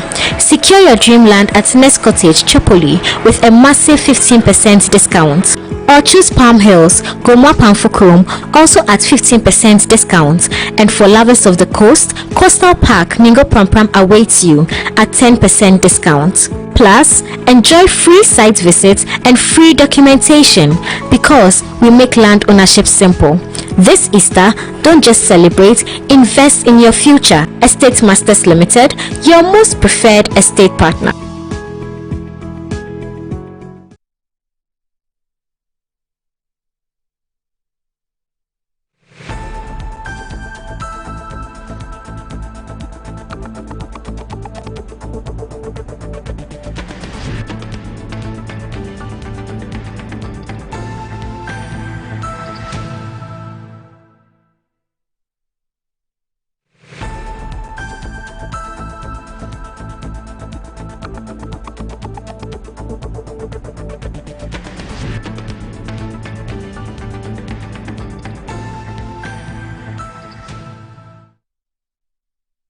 Right, you're watching Good Morning Ghana on Metro Television. The show is also live on 94.1 FM. That's on your radio dial. So just in case you can't watch us on TV, alternatively, you can listen to us on radio. That's 94.1 FM. So please tell a friend that this is where the real talk and the real conversation takes place. I'm still here with Professor Alidu Mahama Sedu, who is the former head of department. I'm talking about Political Science Department, University of Ghana, Legon. Political analyst and the MP for Tamale Central. Also here with us is Sylvester Mensah, popularly Sylvester Tete, Sylvester Tete, affectionately called Sly, who is the former MP for the English Amanfro, Botiano English Amanfro constituency, and also a former Deputy Information Minister. Both of them are here. And Prof and I were doing just a brief tete-a-tete sort of before we get into the main subject for the day. So, Prof, I asked about, we creating and crafting our own literature to suit our own peculiar circumstances rather than the books that we keep importing from elsewhere to teach our people. And that's why our democracy is suffering. Do you agree with that school of thought? Yeah, I think even though knowledge is broad and universal, right, but it is also context specific. Right. Because I agree and believe that one of the essence of seeking knowledge or producing knowledge is to address challenges of the people. And challenges may look similar, but they are not entirely the same. Right. And it's the same as solutions to challenges. So even where we draw or borrow lessons from other countries' peculiar challenges to our context, we still have to factor in that element of what? The specificity of the environment in which we are looking. I'll give you one example. I remember some time back, I think it will be like 10 years now, there was this idea that Africa was retrogressive in terms of democratic development. And one of the studies that were conducted suggested that the context, the knowledge that we generate and produce was not largely indigenous. So a program was set up. It was actually financed by DFID and hosted and was hosted by PASGA, Partnership for African Social and Governance Society, which is based in Nairobi, Kenya. I was fortunate to be one of the people who were selected to represent the University of Ghana. So we had about 15 universities across the African continent. And what made one of the serious challenges was that our policy-making processes was highly influenced, especially knowledge that guided it, was highly influenced by external literature and external cases. So somebody's reading, probably two guys reading a book and he's talking about snow and pizza and McDonald's. No, how does he relate to this within his content when he's used to kose, masa, kuli kuli? No, those kind of things. So the idea was that we need to generate our own knowledge, not just generate, but use that knowledge in our teaching and in the solution of our problems. So we realized that most of the books and even the case studies, it was largely case teaching based approach. So we're taught, University of Minnesota, they taught us how to do the cases using our context and our examples to be able to teach our students. And when we finish, I think HOLA, the same curriculum has been used across 15 countries within the African continent. And a lot of things are improving. So I agree, democracy is a way of life. It's not just a system of government. You transition, the highest form of democratization is habitualization. It's a way of life. So definitely, you cannot live a fake life. And if you detach or depart from circumstances that govern and shape your environment, you are going to live a fake life. So I believe that even as we practice democracy, we should understand that there are variant forms of democracy, and our democratic endeavor must reflect deeply with our circumstances, with our context, our norms, and our attitude as people. And until we do that, you see, largely the African system started as a majoritarian system. We had our kings and chiefs who were absolute in the way they do things, popular democracy. People thought even that wasn't democratic, but subsequent literature indicated that we had practiced the best system of democracy even before the advent of the Western one, where we have consensus-oriented democracy as compared to the majoritarian democracy that the Western system is bringing to us. So I believe that most of the challenges we face in the practice of our democracy system is largely as a result of what? The fact that we haven't recognized the context within which we practice that system. We just import it hook, line, sinker. And definitely we're going to face challenges until we mainstream our realities into the system of governance. Okay. It's a conversation that we'll continue to have. It's a very important one because quite clearly we're struggling with how to go about our democracy. And I'm sure that if we take a cue from what you're saying, perhaps we can do better. And there are several angles to this, but at the right time we'll have these conversations. Sylvester, I think that Moro, from where he sits and what he's done over the years, and his new role as a member of parliament, and he's now confronted with the two sides of the coin. So I believe that by the end of his tenure in parliament, he will contribute greatly to academia and of course to democracy and to advancement of parliament. And like he said, our own society has largely been shaped by the influence of Western culture. And like he said, when we were growing up, a few writers, and even today, the advancement of the internet brings to us, our kids, about materials that are alien to our culture, largely influencing our own society. And what we are talking about today to influence our behavior, our development, based on our own culture and literature and examples. We are late. We are late. In fact, we are actually late. My 8-year-old son mentions things that I don't know. He's watched them in cartoons, he's watched them I don't know. There are things he mentions to me that I don't know. So if the universities are now changing the way he's talking about, then the internet is 1 million years ahead of us. To catch up is going to be very, very deadly. So I think it is the recognition and the consciousness of it is at a level of that where we are now, that we are conscious. Yeah. But we must inculcate that even at the very basic level of our society. Right. Today, teachers at the basic level will go onto the internet, AI, to get examples of how they teach our children and so on and so forth. That is why we must domesticate even what the AI tools are churning out in the area of bringing up our children in education and things like that. So I think that we in professions or in areas like parliamentary democracy and the rest should also be lending a hand to the academic institutions to share practical experiences. What goes on there, what happens here. And he's a very fine brain. If you had listened to him in time past, you know. But like he said, even when he was at the faculty, at the university, he still had to extend invitation to people from parliament to also share their practical experience on the things they teach. So he will become a holistic person for our society. Unfortunately, if people leave parliament, we have people who are institutions on their own. They leave parliament and that's it.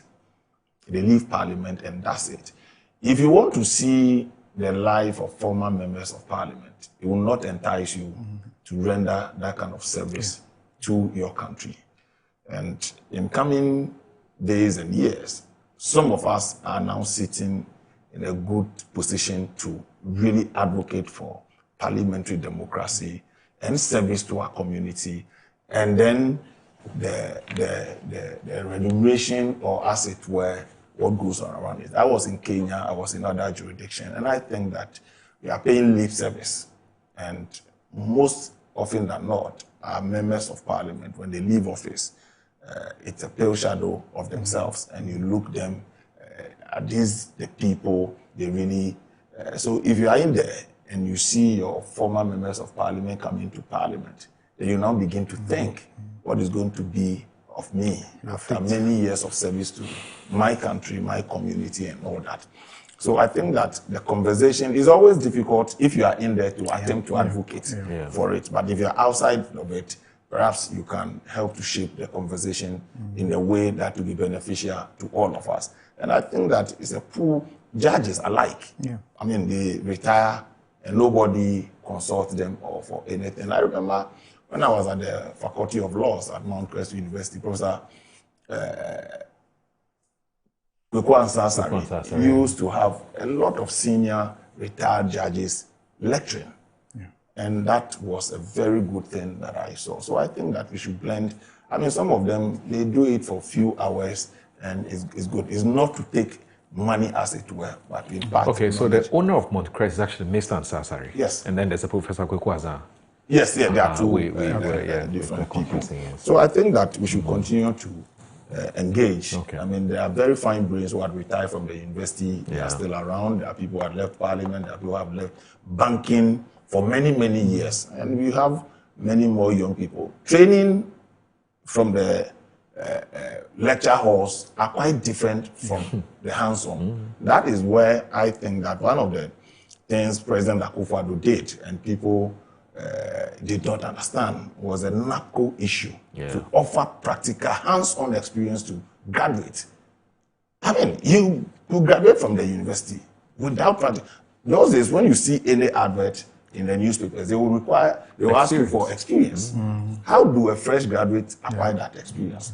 So we should be able to blend the two to have a holistic society. And I think that Prof stands in a very good position to champion that. Okay, so let's now get on with our main issues for the day. Prof, it appears that there is some there's some issues within your party. I don't want to call it problems because I don't think that your party is there yet, but there are some issues. And the issues have arisen because of a certain deep-seated suspicion that some people are gearing up to succeed or they're lacing their boots to succeed President John Dramani Mahama upon his exit in 2029, January 7th. And in fact, Dr. Callistus Mahama, who is the Executive Secretary to the President, has made the same observation. And so he wrote an opinion piece where he was basically asking your party appointees and everybody else who has any such intention to relax, you know, and focus on the task ahead, because you have a social contract with the people. So focus on delivering on that social contract, and then the rest will take care of itself, you know. And that's from the behavior of some of these persons who are aspiring to succeed President John Dramani Mahama. It appears to be distracting government, and so they must take it easy, relax, focus on the task ahead. Now, there were all kinds of reactions to what Dr. Callistus Mahama said. In fact, there were some people who said, this is not Dr. Callistus talking, this is President John Dramani Mahama talking, except that Callistus is doing the talking for the president. Some say, no, this is Callistus. And some have even questioned Callistus' own locus for writing that opinion piece. As Executive Secretary, just focus on doing your Executive Secretary job. What business do you have advising people to do what and what not to do? So those are where the kinds of conversations that sort of were generated, you know, following the authoring or the generation of that piece. Now, of course, Musa Dankwa himself, as a poster, has also been doing his own thing. You know, he's been polling opinions and so on who delegates and the NDC supporters alike would want to see as their next leader. The NDC has said they are not comfortable with that because it's distracting them. Now, just recently, your national chairman, who is going on a thank you tour, in addressing some chiefs and traditional leaders in Tamale South, decided to take advantage of that interaction or that engagement to explain the circumstances that led to the change in the parliamentary leadership of the minority then, when the NDC was in opposition, which is Muntaka Mubarak and Haruna Idrisu. And in that explanation, he said certain things. And his explanation was that he had to make those changes because he had realized that the NPP had a certain strategy, and that strategy, in his view, he didn't believe that Muntaka and Haruna had what it took, had what it took to sort of face off with the NPP. So he sees himself as the coach. He had to make some changes in order for us to win the election. So he said, but for those changes, the NDC would have struggled to win. Struggled, not would they want to win. They would have struggled to win the 2024 election. Because I've seen some people say the NDC will not win. That's not true. That's factually inaccurate. Will struggle to win. And of course, in remembering Muntaka Mubarak's name, who was then the deputy, who was then the minority chief whip, he had a temporary memory lapse. So he said, that guy, you know, and that two people read all kinds of meanings into it. But of course, in that same video, he talks about the fact that he's very good friends with them. There's no bad blood between them. In fact, he played an instrumental role in the appointment of Haruna and Muntaka, who are Education Minister and Interior Minister, respectively. Now, I'm sure you've seen those videos I'm talking about. Is there, first of all, is it normal? So now you have to put on your hat as a lecturer, political science lecturer. Is it normal for people to want to succeed President John Dramani Mahama now and have started all kinds of things to make sure that is it strange? Is it normal? Is it abnormal? Help us appreciate this, because some people say, no. It's 2.5 years. That's in the Callistus Mahama thing. It's 2.5 years more to go. So wait. Help us appreciate what's happening. Okay. I think I wear two hats. Yes. Seated here. As an MP, politician. So for now, I want to wear my academic hat and speak to that caveat is important. And speak to this issue dispassionately. Okay. I think it is not new. Okay. For a political party to compete, or individuals within political party to compete, to succeed an outgoing president. Now, if you look at the political party as a political institution or a collection of like-minded individuals who usually share the same political ideology, who mobilize to win political power and prosecute their policies or visions or ideology. So, from this definition, you see that political parties are inherently a competitive organization. And the deepening of internal democratic processes of political parties snowballs to the consolidation of democracy at the national level. And you tend to see it. The function is to train and elect leaders to continue to make the party relevant in winning elections and prosecuting its agenda. So it is actually not a bad thing. It is a standard practice that people will often jostle for political power in cases like this. But if that is seen to be safe to the cause of governance, then there should be the cause for concern.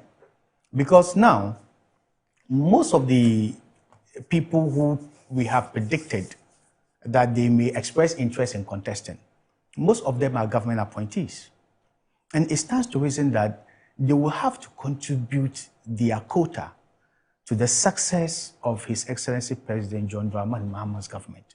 Because all of them, should they be elected, are going to campaign largely on the legacy of the current government. So any action or inaction that disrupts or that diverts attention from the day-to-day governance processes to the person who is going to succeed the president will largely in the long term undermine unity and cohesion of the party, could generate apathy, and could lead to a lot of things. Now, Dr. Callisto's write-up, I think it was timely and on point.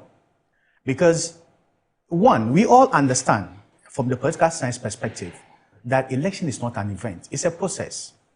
So it's just like when you want to contest an MP, you have to identify a constituency, you'll be visiting there, as now and then you'll be giving them some goodies. No, you build up. Election is not just an event, it's a process. So the process has to start early. So that's why I said it stands to reason that you may start seeing the jostling behind the scenes to actually succeed, because it's not a one-off event. But even if the jostling is behind the scenes and still causing disruption to government process, it has to be relooked. And I believe it was within this context that Dr. Callisto wrote that piece. And actually was not to teach people we are all in the same boat and we all want the forward march of the party.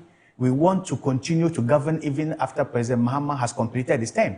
But the way we have started and the bitterness and the rancor that may come as a result of it will cause the party. So if we still want to stay on course and remain relevant and govern, let's all contribute to the success of this government. And you have seen most of the people whose names have been mentioned in polls and other things, most of them are focusing on their jobs for now. So it is a clarion call made at a very timely manner.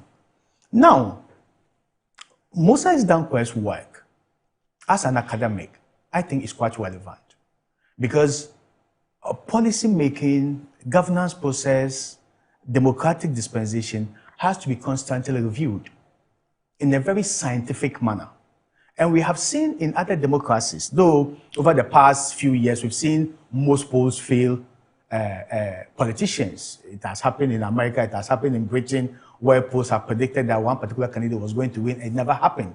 But I think it's one of the best guides to informing policy, to shaping people's minds, strategy, and even prepping people who want to contest. So if you see that you are doing so well in the polls, it may encourage you to put in your heart. If you see that you are not doing so well in the polls, it may let you recalibrate. So I think people may have the view that, oh, if I see that I'm doing well in the polls, that encourages me to contest and I start doing activities, it's disruptive to government business. I think policy, it's not just about predicting who's going to win. It also talks about the direction of the country, how people feel about government policies. So it's all good for policy planning and delivery. So I think in that sense, as an academic, I believe that we need even 2 or more competitive groups like that to be able to compare the data and do a kind of trend analysis and see whether the issues that usually comes from global info analytics is solved or there are competing alternatives. Now, the thank you tool. I think if we classify it within the context of a thank you tool, it is not a bad thing.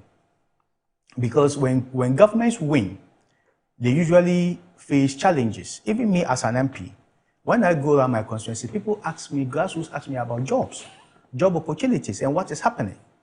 And you know democracy, when people vote for you, they have, how am I going to say, quick expectations. Yeah. They need what we call in political science, quick dividends. That kind of quick dividends for the effort that they have put through the electoral processes. So if this is not happening, there is bound to be an apathy. So there is the need to bridge the gap between expectation and reality. And I think a thank you tour of that kind, even we MPs, obviously like when you were, didn't you do, so you move around constituency or you move around the country, maybe to reassure people that this is what is happening, and when you are patient enough, this is where we expect to go, and we'll go there. Now, if you are doing that, that is not a problem. And I think this wouldn't be the first time such a thing is organized. Concerns people have raised about it is that it's about the composition.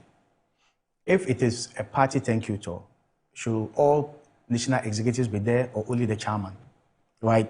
So how should the composition of a thank you tour look like? The other issue also has to do with the fact that people may say, fine, when he goes to the grassroots, he lives with the party structure at the regional level, at the constituency level, to deliver the message to the people.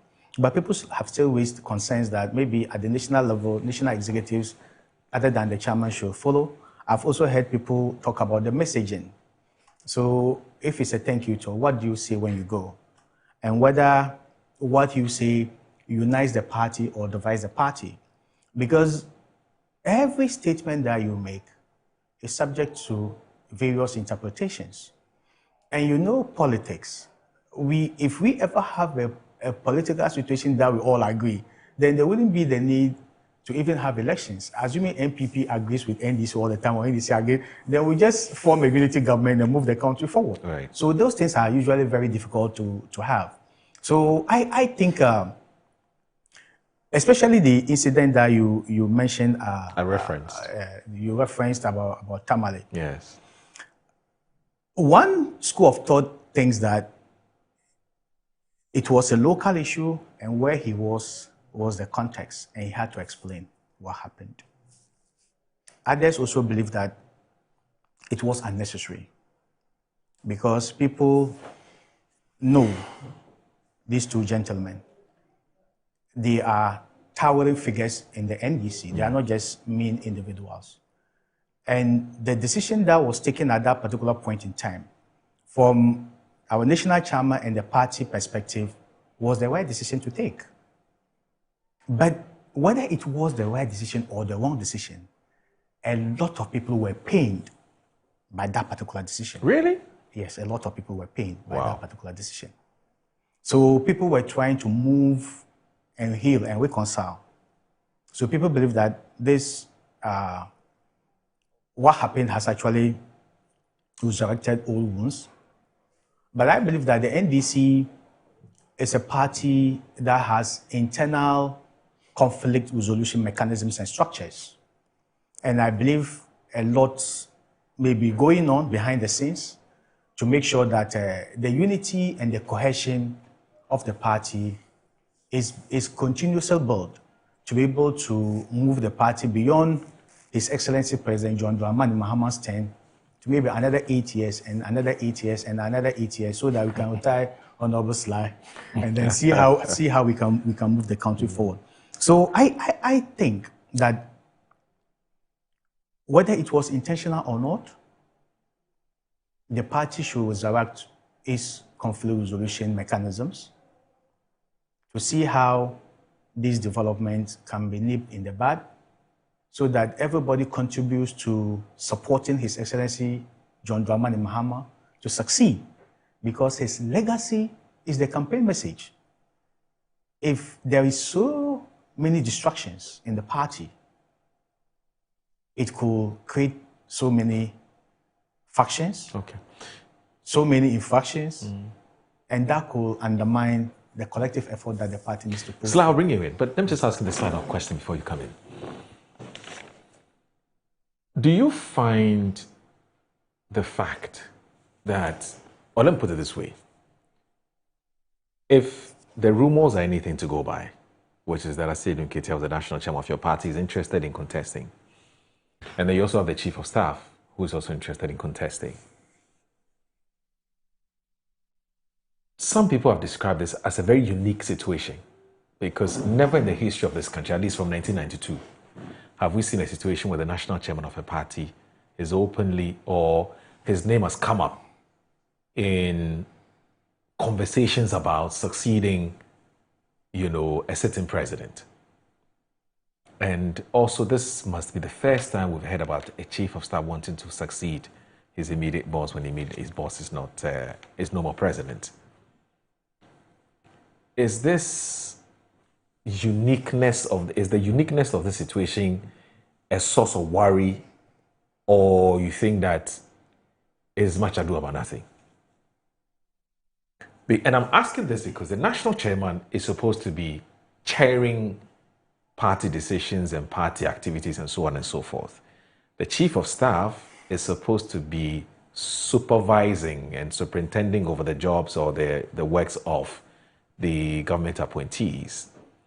So if indeed, as some people have said, the two of them have intentions of contesting, some say, well, that can distract their job as both chief of staff and national chairman. Some say, look, it's much ado about nothing.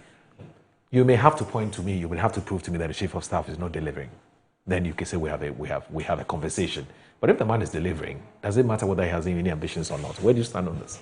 So I think from a political science perspective, once you are a card-bearing member of the party and you pay your dues, you are free to compete or put up yourself for any internal competition within the party.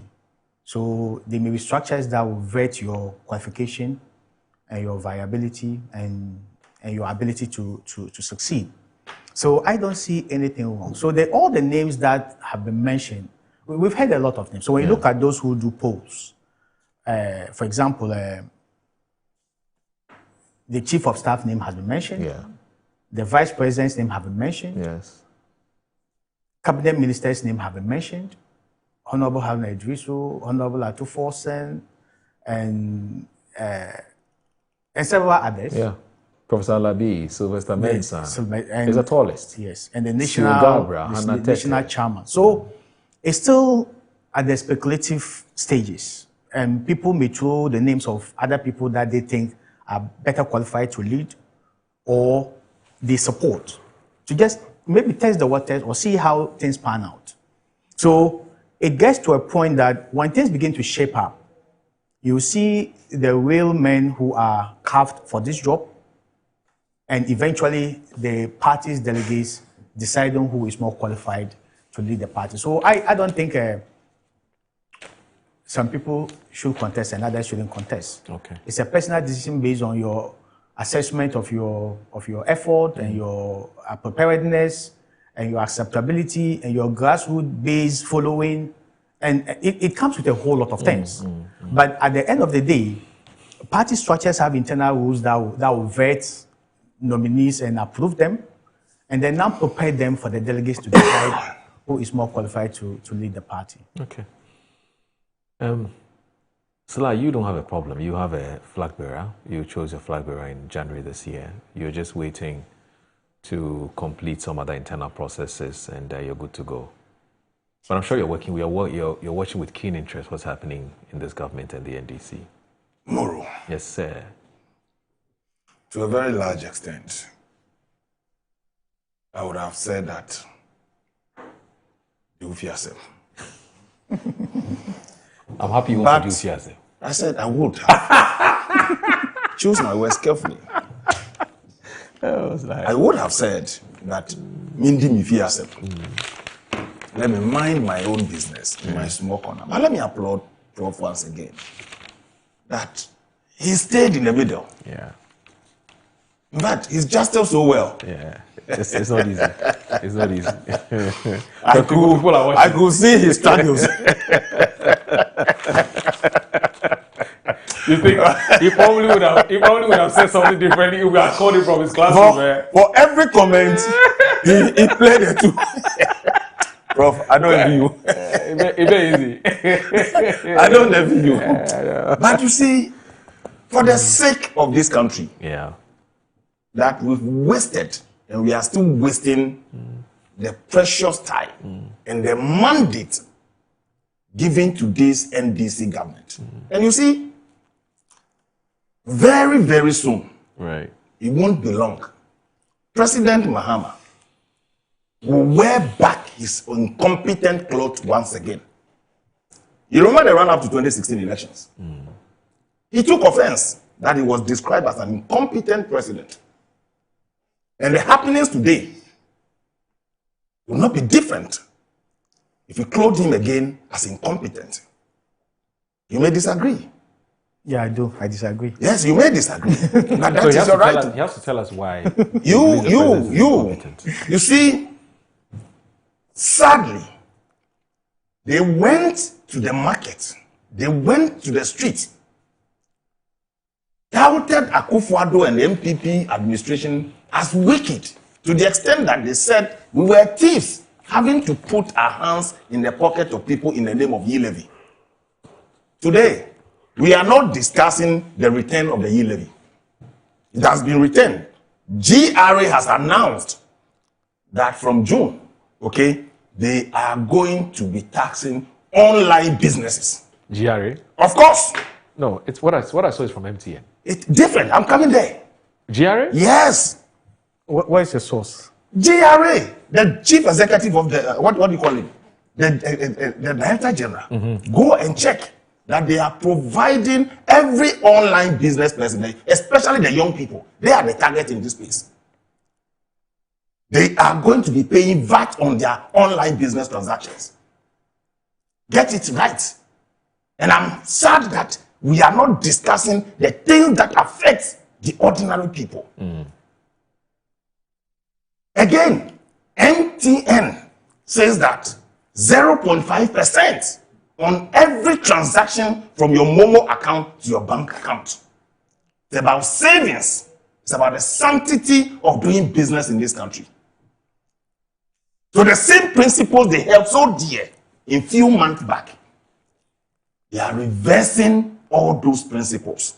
That is why I'm saying that we are wasting the time. Today, if you're a small business person, somebody buys something from you, and the money is in your account, and you send the money, 2,000 Ghana cedi, into your bank account, they will take 15 cedis from you. If you send 5,000 cedis, they will take 37.50% cedis from you. If you send 10,000 from your Momo account to your bank account, they will charge you 75 cedis. Where is President Mahama? Where is the NDC? Honorable, I think... I'm coming. Please, you had a field day. You chose to stand in the line. You were not man enough to deal with the issues in your house. Let me deal with the issues that affect Ghanaians. So, this is where we are today. Double silencer. If they charge you as a young business person, where in Greater Accra, unemployment among the youth today is 49%. What kind of a society is this? 49% of youth unemployment in Greater Accra across the country is 34%. And what they are giving us, spending monthly hours to discuss the incompetence of the NDC. Who leads the NDC? In any case, how are they leading this country? But Sylvester, this e-levy thing, I've been checking, haven't found any source. Oh, you think they'll come out at the e-levy? The reintroduction. You think they'll come out at e-levy? So that's also I'm saying that. I don't have a source. I'm saying that. Check the GRA boss having announced that there will be When was that done? It was just I'll send it to you. I'm here. I'm not going anywhere. I'll send it. So they said they've announced new taxes? They've announced that they will be taking VAT on online transactions across the country. Okay. So VAT on online. Yes, all online transactions. Okay, I'm checking. You check. Okay, please go ahead. You check. I'll send the link to you. Okay. Then the MTN thing. How does this affect already 49% of our youthful population who are unemployed? Okay. So you see, you're right. So I've just checked on Ghana Web, and they actually sourced it from the Business and Financial Times. The Commissioner General of the Ghana Revenue Authority, Anthony Sapon, has announced plans to deploy an automated system that would deduct value-added tax from online payments for goods and digital services at the point of purchase. The move is aimed at improving tax compliance and boosting domestic revenue mobilization. According to him, a 3-month pilot has been successfully completed with the system set for deployment from August 2026. Speaking at a tax education forum organized by the Ghana National Chamber of Commerce and Industry in Accra, Sapon said the intervention is critical because the voluntary approach to the essential tax handle on online payment is not yielding positive results. Our analysis of the 2025 data shows that had the system been deployed, it could have generated more than 2.5 billion cedis in revenue for the state. The measure forms part of a broader reform agenda aimed at plugging loopholes in tax administration. As part of the initiative, businesses will be required to use the authority's point-of-sale devices for raw transactions to enhance tax collection, enable real-time monitoring, and reduce revenue leakages associated with manual systems. The tax authority boss explained that when the system is rolled out, even non-resident companies selling goods to Ghanaian consumers online will be taxed. When you are buying an item and paying for it online, the system will intervene at the point of payment, deduct the appropriate VAT, and hand it over to government.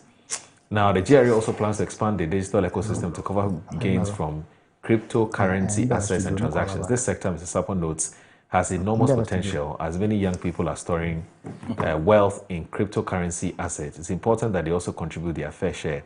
Sapon further reveals that GRA is working with the banks to allow importers access to loans to pay their duties to prevent confiscation. That's not the subject for discussion. So this is what you're referring to. Exactly.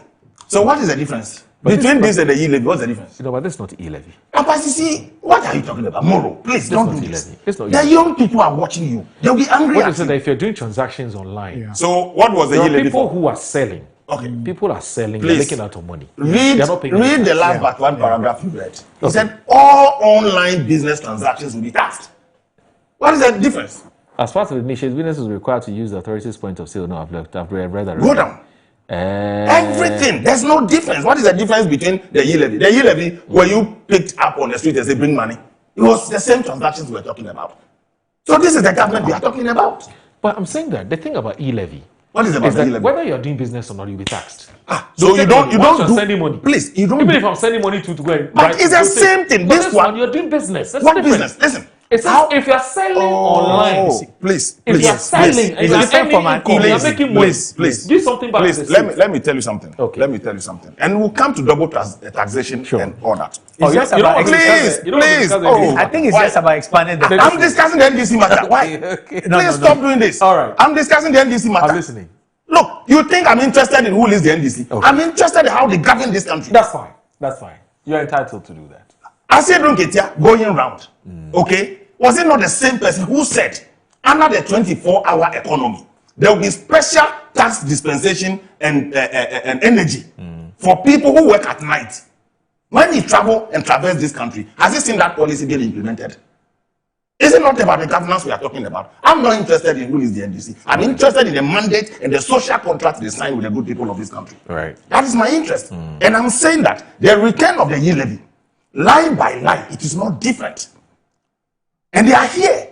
And the MTN has announced, same person, you are going to buy something, they charge you, then you are transferring the money into your bank account. Then they will charge you again. And you are saying you should clap for them. So, Moro, they brought the Pelican AI. It's a scheme to steal from this country, from the port. And let me tell you, you see the noise from the port.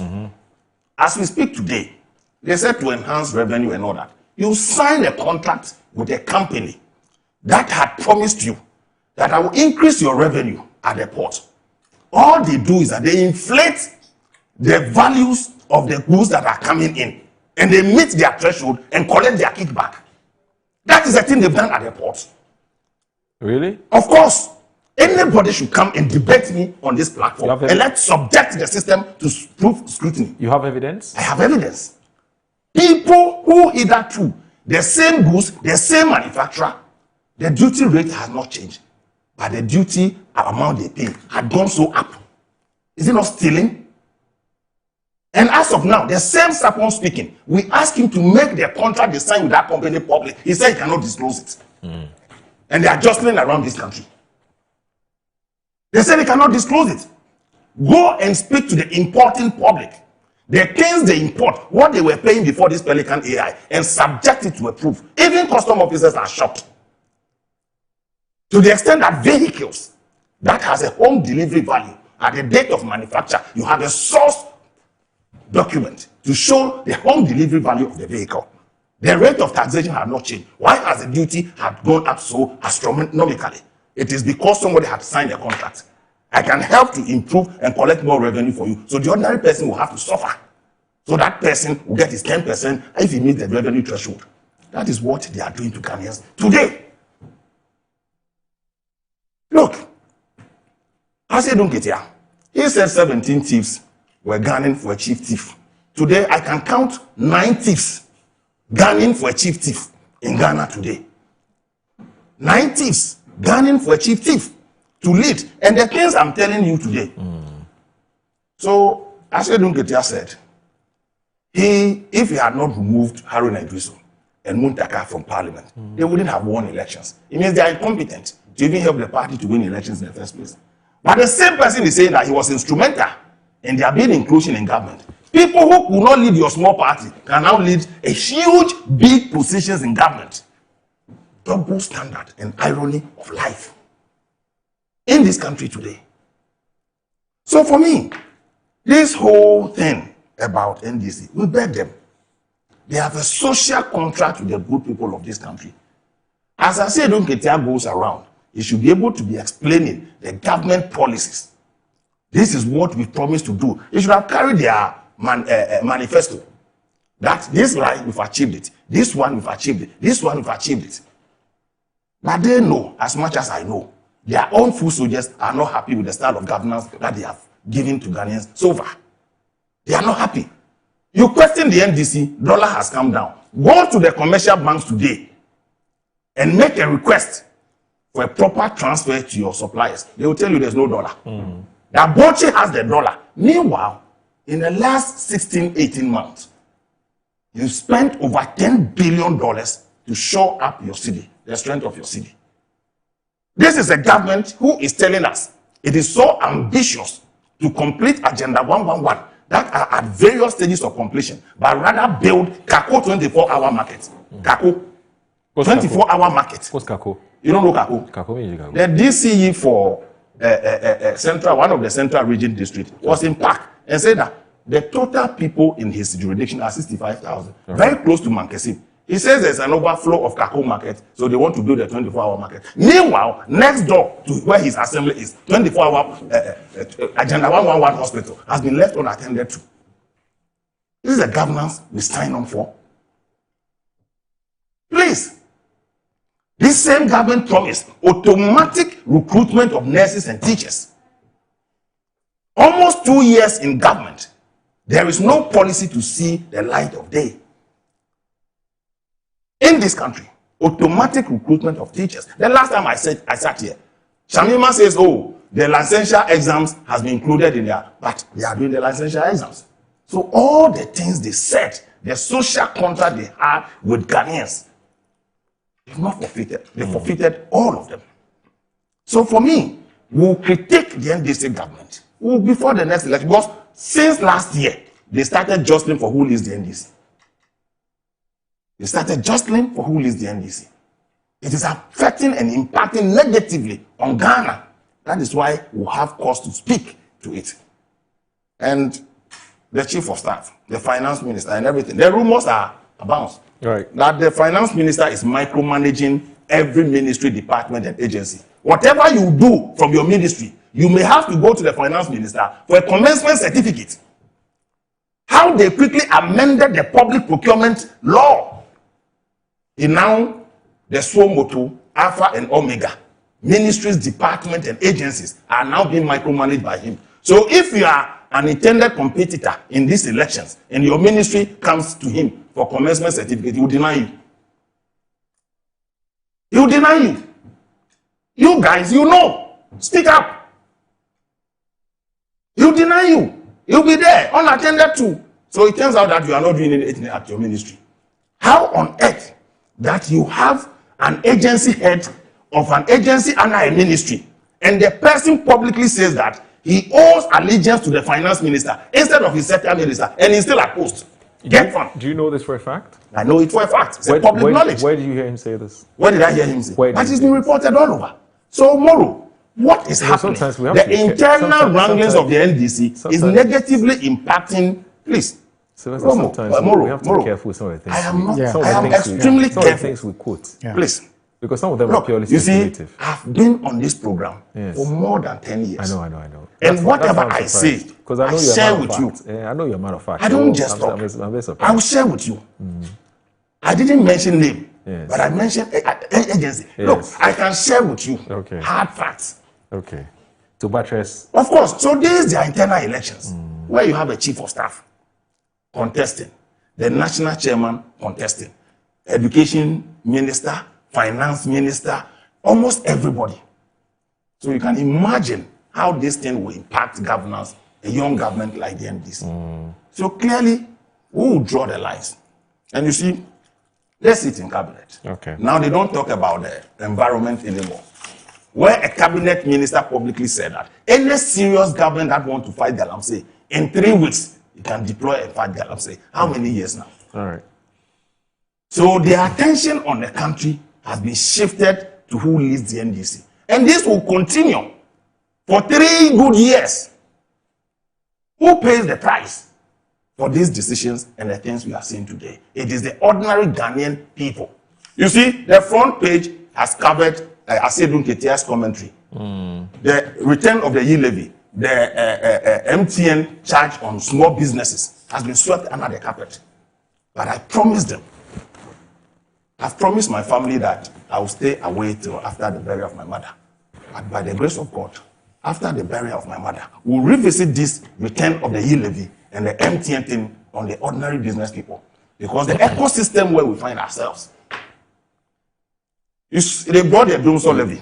When they promised that they will not introduce any levy, they brought a Dumsor levy. Now e-levy is returning. Now they bring in your Momo wallet to the extent that your own money depositing in your own account.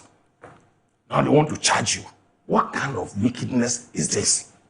And nobody seems to talk. If I had not pushed you, you yourself, you are not aware. But the NDC own primaries has the front pages. So they are shortchanging Ghanaians. So henceforth, the NDC primaries, it impacts on the ordinary people of this country. I'm doing some studies on Ngukon Kitinkiti. Okay. Very soon, we'll come out on Ngukon Kitinkiti. $9 million has been expended for Kwaozusa. Okay? That matter has not gone to sleep yet. We'll bring it back. We'll investigate it to the fullest. $21 billion under ORA. What has happened to it?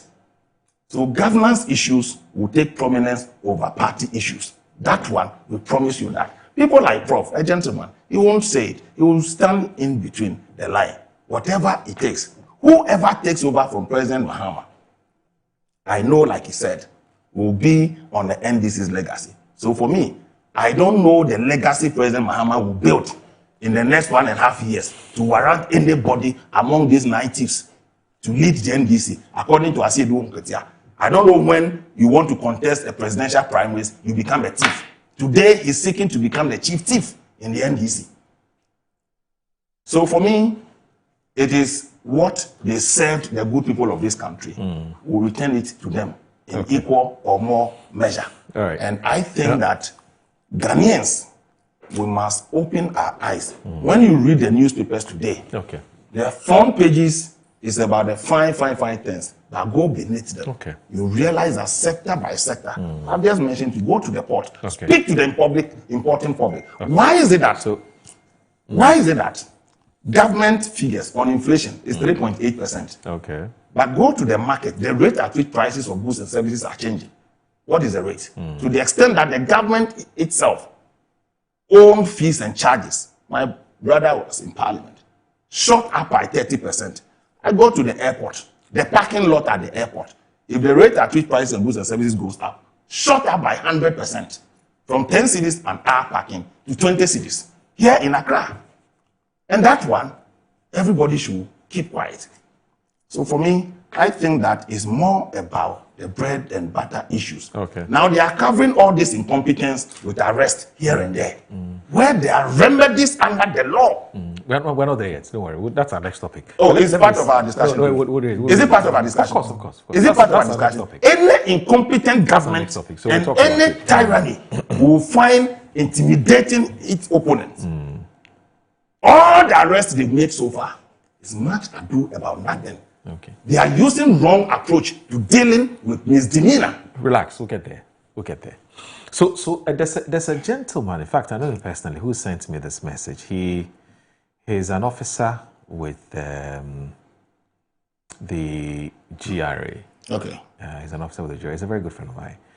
He says, what Sly is peddling in your studio about the Publican AI is totally false. I'm surprised because he hardly watches TV. He's usually... It's totally lie. No problem. Hold on. I'm just reading what he said. Tell him before you go. Tell him when we finish, they should publish the contract. Okay. If he has it and he can say that what I'm saying is a lie, okay, he should send it to you.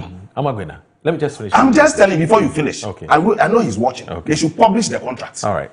So he says, good morning, Moro. What Sly is peddling your studio about the Publican AI is totally false. Firstly, cars are yet to be included in the system.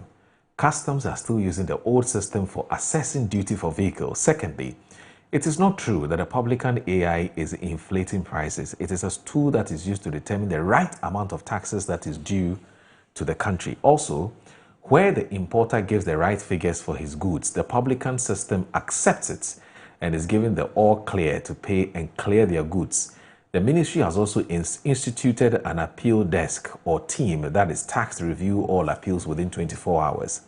If he wants further education on the system, he is more than welcome to visit the ministry. Thank you. So tell him that you have a system. You've set up an appeal desk. To do what?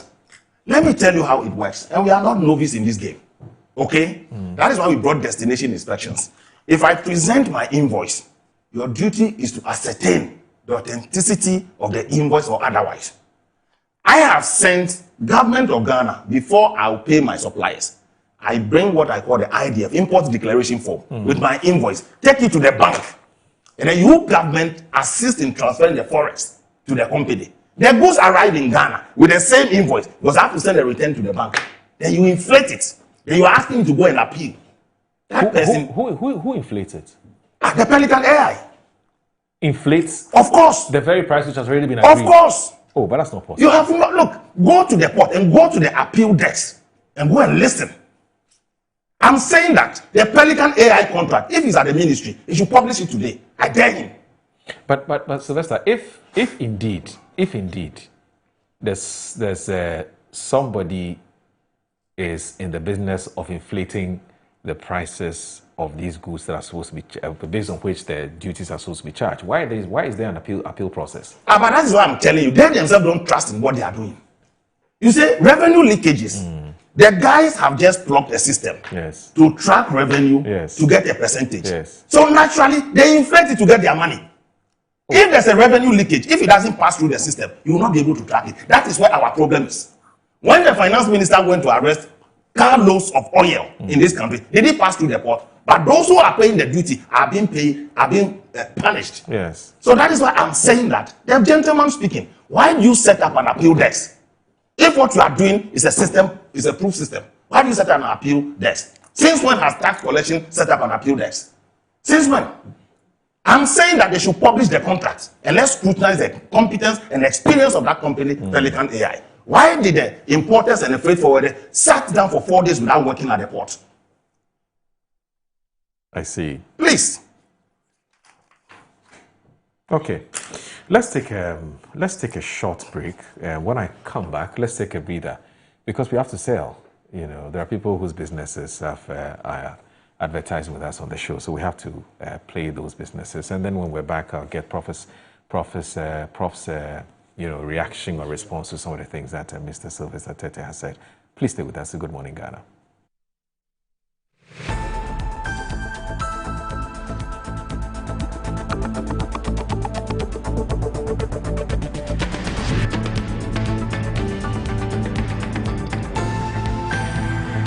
Finding the ideal property shouldn't be a daunting task.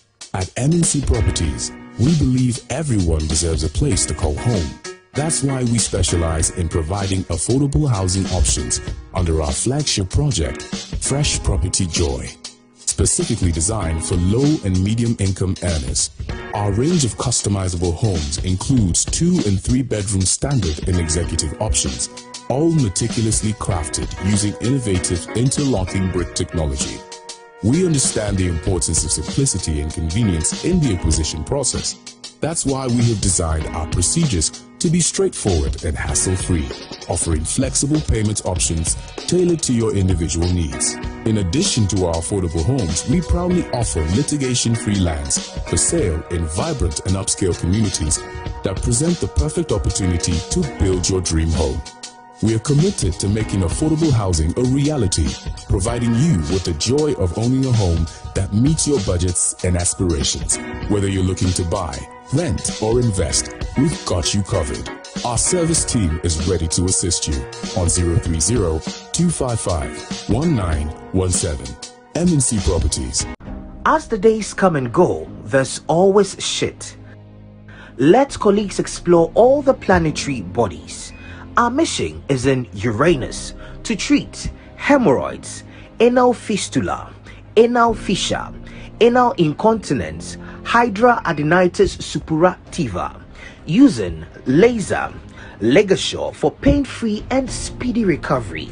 On Uranus Street, Accra, is Main Tuber Hospital and Coloproctology Center. Trust Uranus with us, and we will delight you. Visit Main Tuber Hospital today or call us on 0244 581 541. Grab your bottle and unleash the taste of Storm Energy Drink.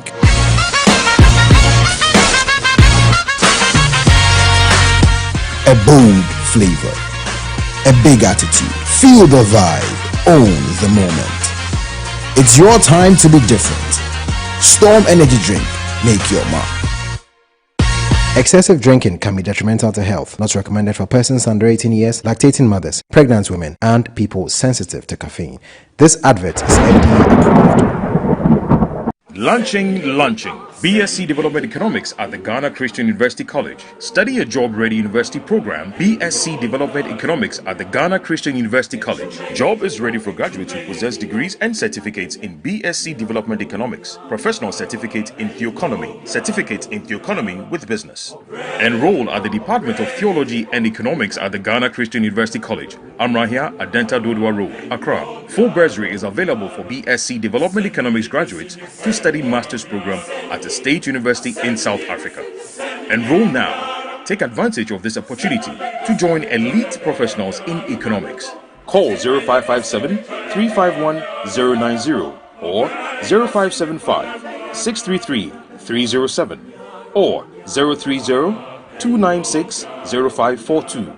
WhatsApp us on 0557-351-090 or you can get in touch online on www.theoeconomy.edu.gh. Powered by the Center for Theology and Economics, CTEC.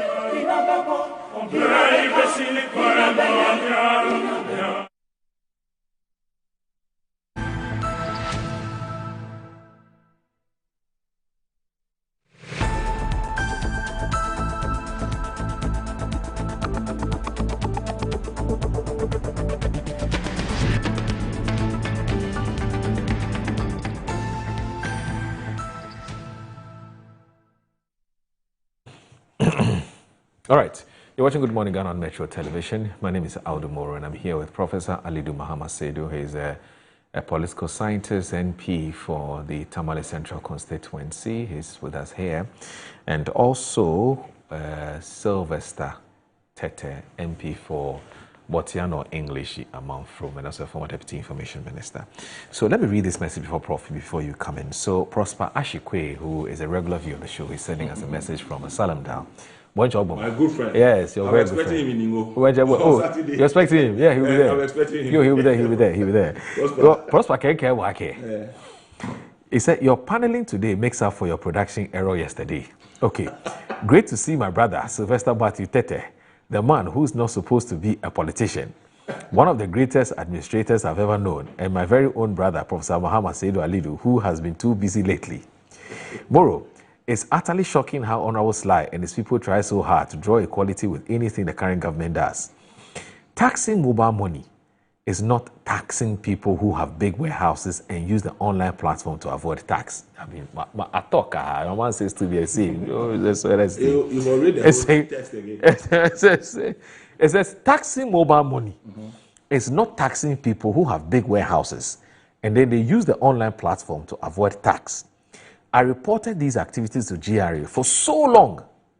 I'm one of the progenitors of advocates of finding means to taxing such colossal amounts of tax that are unpaid. I know Sly understands things, but there has to be little spins here and there to make political sense. No. But the interesting thing is that Ghana is working. 1, public debts are coming down. 2, exchange rates are down and stable. 3, fuel comparatively are down, etc. My sincerest condolences to Honorable Sly T. Rafat Hussein says that, say hello to Professor Alidu. I live in his constituency, but I'm a Savlugu constituent. Please ask him about the situation of the Tamale Water Project. Our taps are not flowing. Chairman Mosquito has crossed the line. The supporters of lawyer Aduna. Is that how his name? Yeah. Aduna. What does it mean? Aduna is just our local way of saying Harum. Oh, okay.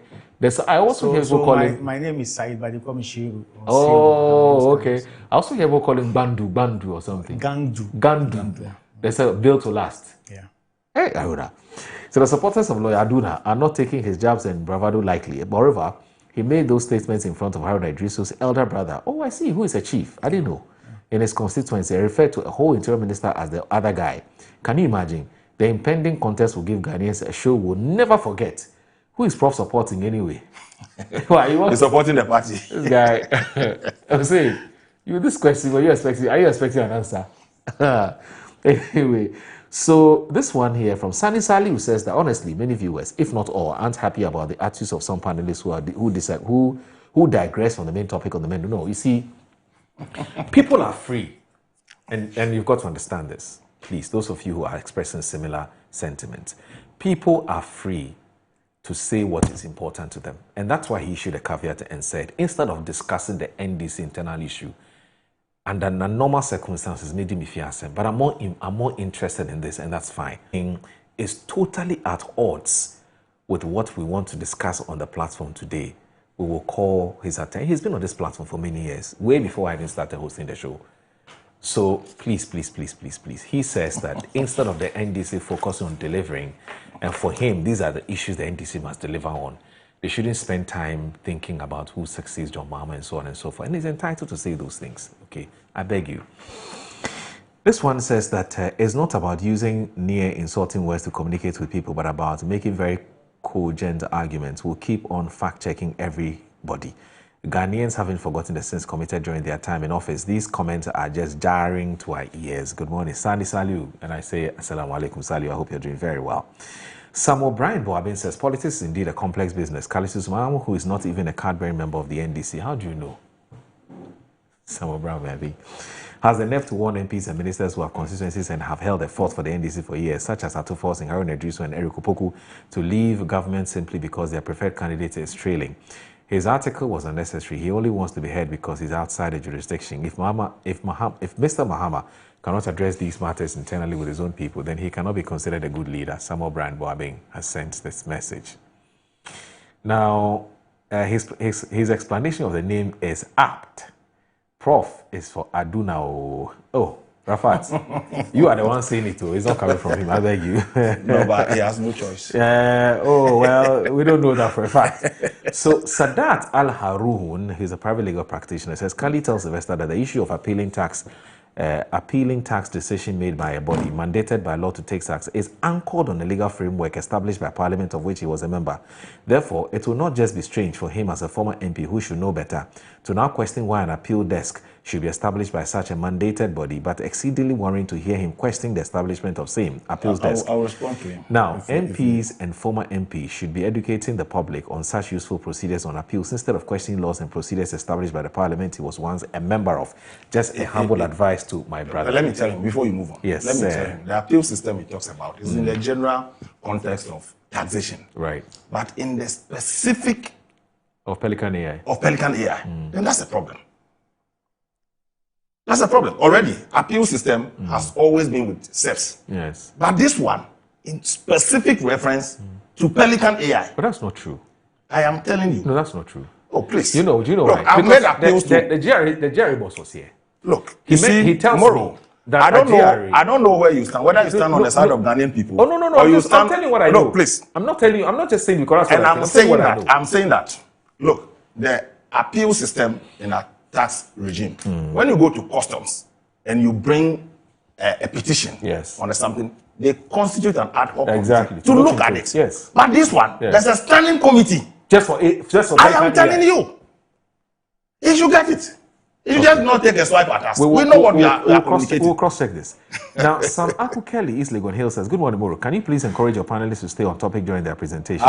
Their pair-trolling approach, that some of them, especially the MP communicators adopt, is not helping. View understanding of the issues. Viewers also matter. Okay. I've explained this, but it's one of those. That's why. So I was actually talking to you. That's a you inclusive. Why we sometimes allow some of these things to go. So Kwesi Ronalds in Agona Adobing said, it is obvious and being felt by all as being put out by Slide that the economic figures look really good on the surface, but it doesn't in any way commensurate with the price of goods and services out there. So one wonders if the statistical service figures are actually real or being manipulated. Now, this one from, okay, so Carlos from Odododio says, the NPP representative, Sylvester, if he thinks he is incompetent, he should have won his seat. Or if he thinks he's competent, he should have won his seat. Such super incompetent guys sitting down there calling someone incompetent. If you use the same incompetence to them, then they say, no, you have insulted them. He should go and ask his minister, Akoto, when they described him as incompetent, what did he say? Look, such a person calling somebody incompetent by shouting, he thinks he's making blah, blah, blah. Okay. And then this one here from Hassan in Tema says, Assalamu alaikum, my brother. Sylvester Tete failed to manage a small constituency, but he has an idea advising a big party like the NDC. Can you imagine? You see why he was kicked and booted out. Okay. Now, Guy G, apparently, Guy G, you're celebrating your 10th anniversary. So happy 10th anniversary to my wife, Mrs. Vera Asante and I. May the love we share continue to grow stronger with each passing year. Guy G, come to Matakra. Happy 10th anniversary. Please keep going, and we wish you all the best as a couple as well. So Guy G, happy 10th anniversary. Happy 10th anniversary to you and your wife. Now, this one, okay. Now, those of you who send us messages attacking people's personalities or their persons, it's not something that I would want to encourage. But I need to do this briefly before I bring Prof to do to conclude on some of the things you've said. I'm even wondering whether we can do the attack on free speech, looking at how much time we have spent on this. So now there's a very important message from the Office of the Registrar of Companies, and I'll need you to please pay attention to this. Now, the ORC wishes to inform all companies and business owners and the general public that the deadline for filing annual returns and renewing business names has been extended from 30th April 2026 to 30th June 2026. This extension will give business additional time to regularize their status and avoid penalties. Failure to comply by the new deadline may attract sanctions, including additional fees and possible removal from the company's register. Additionally, the ORC has announced that 318 companies have been earmarked to be struck off the register in accordance with the Companies Act 2019. Affected companies have 3 months from the publication date to take action or make representations.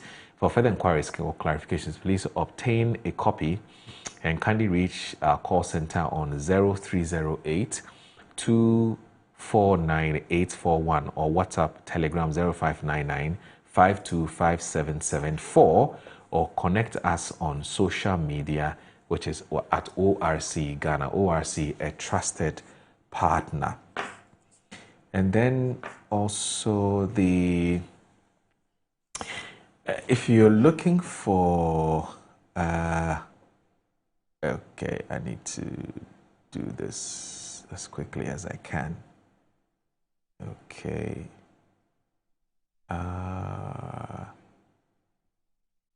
right. So please, yes, Prof. Okay. Oh, I thought you give me a... No, when is that? So you know what? I think we'll shelve the attack on, because there's a lot to unpack on this matter. So when it's done, you can still come in. So Prof, please come in. So thank you so much. I think Honorable Sly actually or deliberately moved away from the good performance of the NDC to actually bring all these issues that avoided the context. Now, if you look at the whole concept of the e-levy, government is not charging, there's not an imposed tax from government on e-levy, sorry, on Momo. Right. It is actually a private company, MTN, that is doing it. And I understand this morning, even the BOG, the government of Bank of Ghana, has issued a directive to MTN to halt that particular imposition. So I think you'll see it shortly. So there has been a directive because I'm happy because the BOG is a regulatory. And if you look at, even if you compare that one to even the taxing, the online tax, I think it basically has to do with what?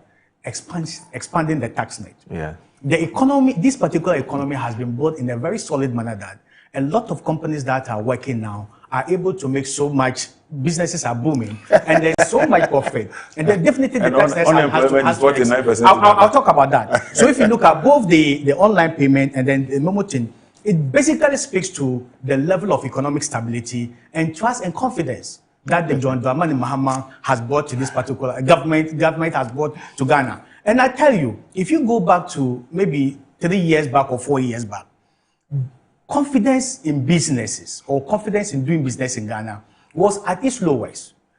Remarkable multinational companies had to run from this country. And we all know that. Glovo had to leave this country.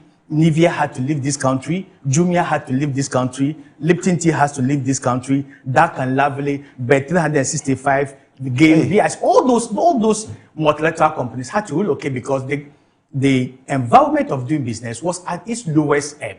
So if private businesses are able to do so well, because there's a remarkable economic transformation and stability, to the extent that we can expand the tax net to include those who are not paying private taxes. They've returned now. Definitely, there's confidence. They've returned now. They'll come. But even at least, if they have not returned, then if they haven't returned, most companies haven't left because there's improved confidence in doing business in this country and more companies are coming. If you look at the issue of the job creation, I think you know it, Honorable Sly, if you don't want to play mischief, that the economy you bequeathed to this government was such in a very bad shape that even creating job within the public sector was a very difficult thing. So when this government came to power, I think they have done enough. You've witnessed that there have been teacher recruitment. How many? Compared to the MPP? 7,000. We were doing 21,000. They have recruitment in the health sector. Put the numbers. They have been recruitment in the health sector. We were doing 21,000 in the security sector. 6,000. You are shouting. That was for how many years of your government? We were doing 21,000. For how many years of your government? You promised automatic recruitment. So all those that have completed, you should have automatically recruited them. This government is barely 2 years old, and was bequeathed an economy that was starting to fall apart. So even at this particular point in time, that has nothing to write home about, at this particular was recruiting 21,000, and your economy that has so much to write home about at this particular is recruiting 6,000. We still have 8 years to do that.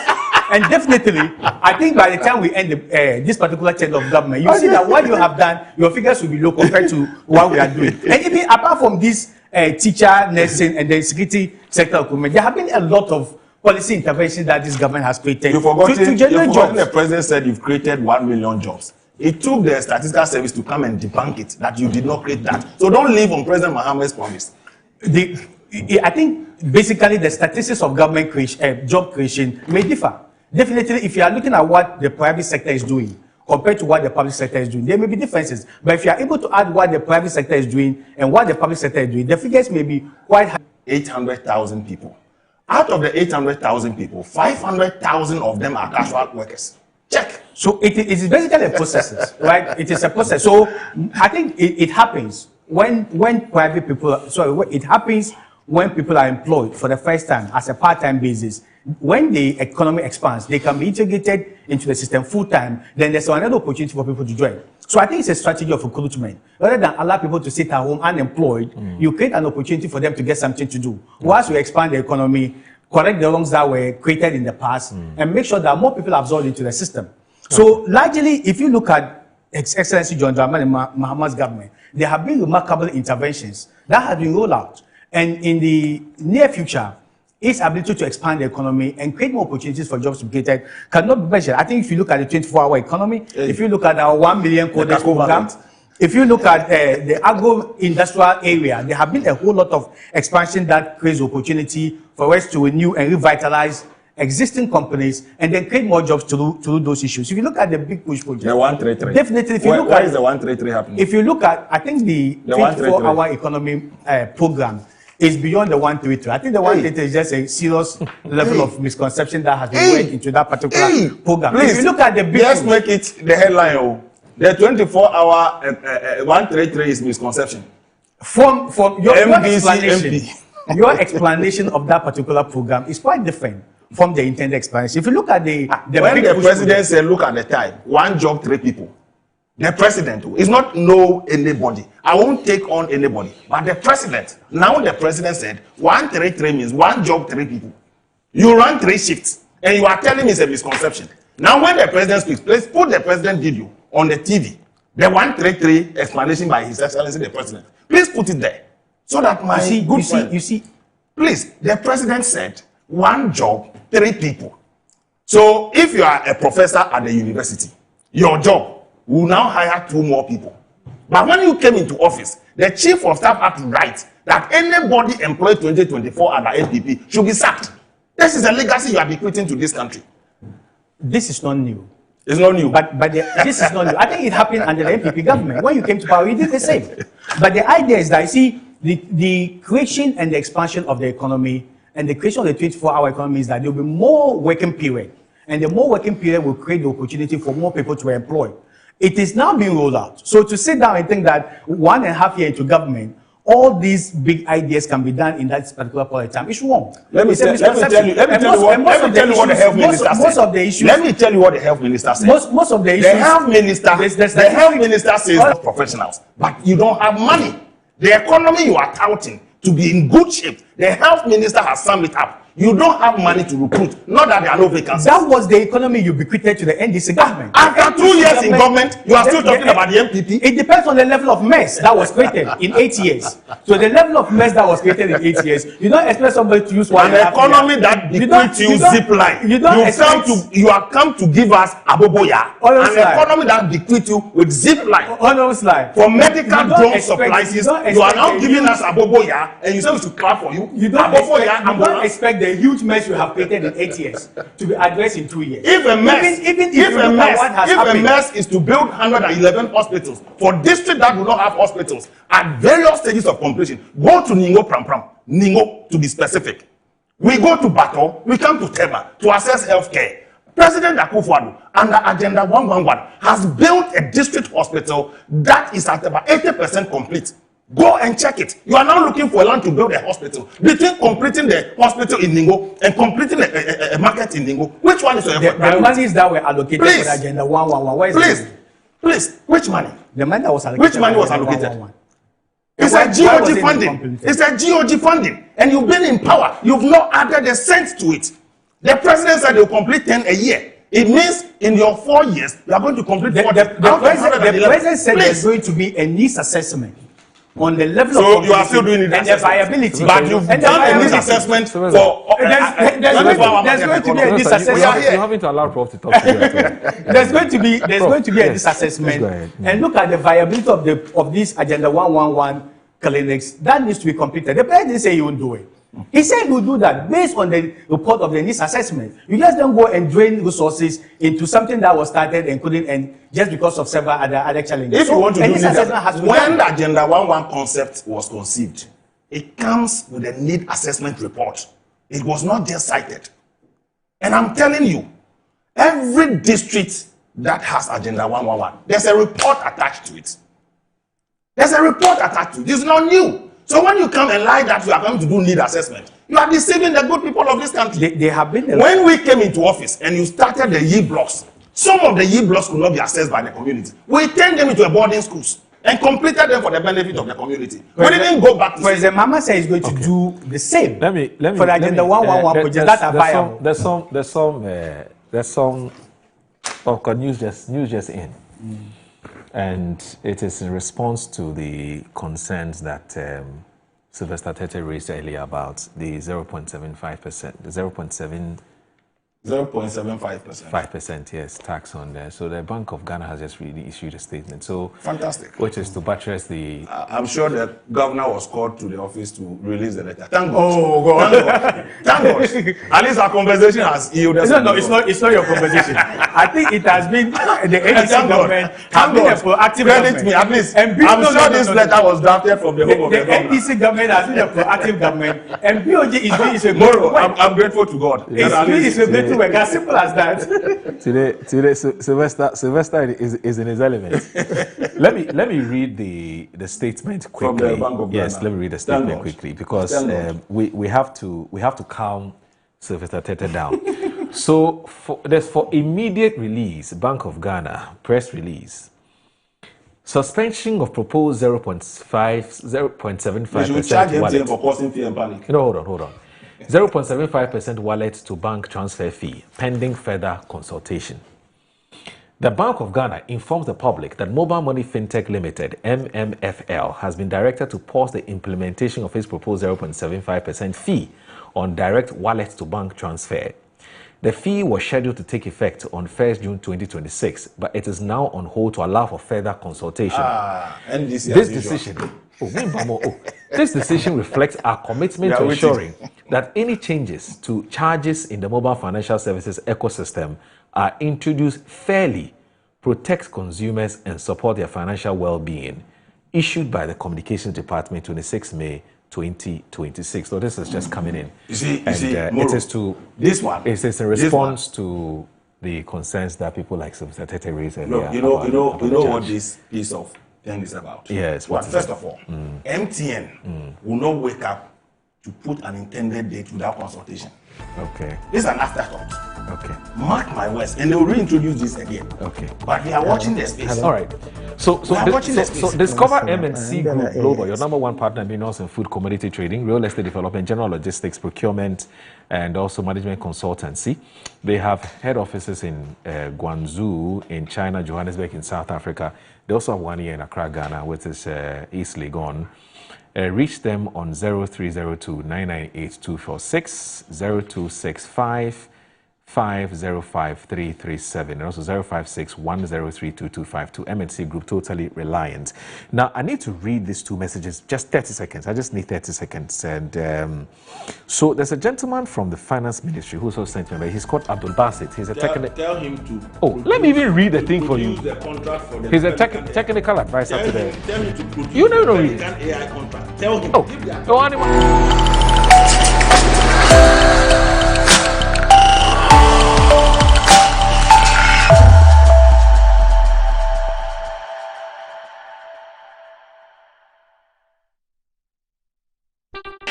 Chicken. Yeah, you know what to do. Parents, guardians, your Saturdays are about to be beautiful, exciting, and entertaining on Metro TV. You are going to enjoy what is called massive home entertainment with Funny Face. I am back again, children. We are about to celebrate in your schools. We are about to dance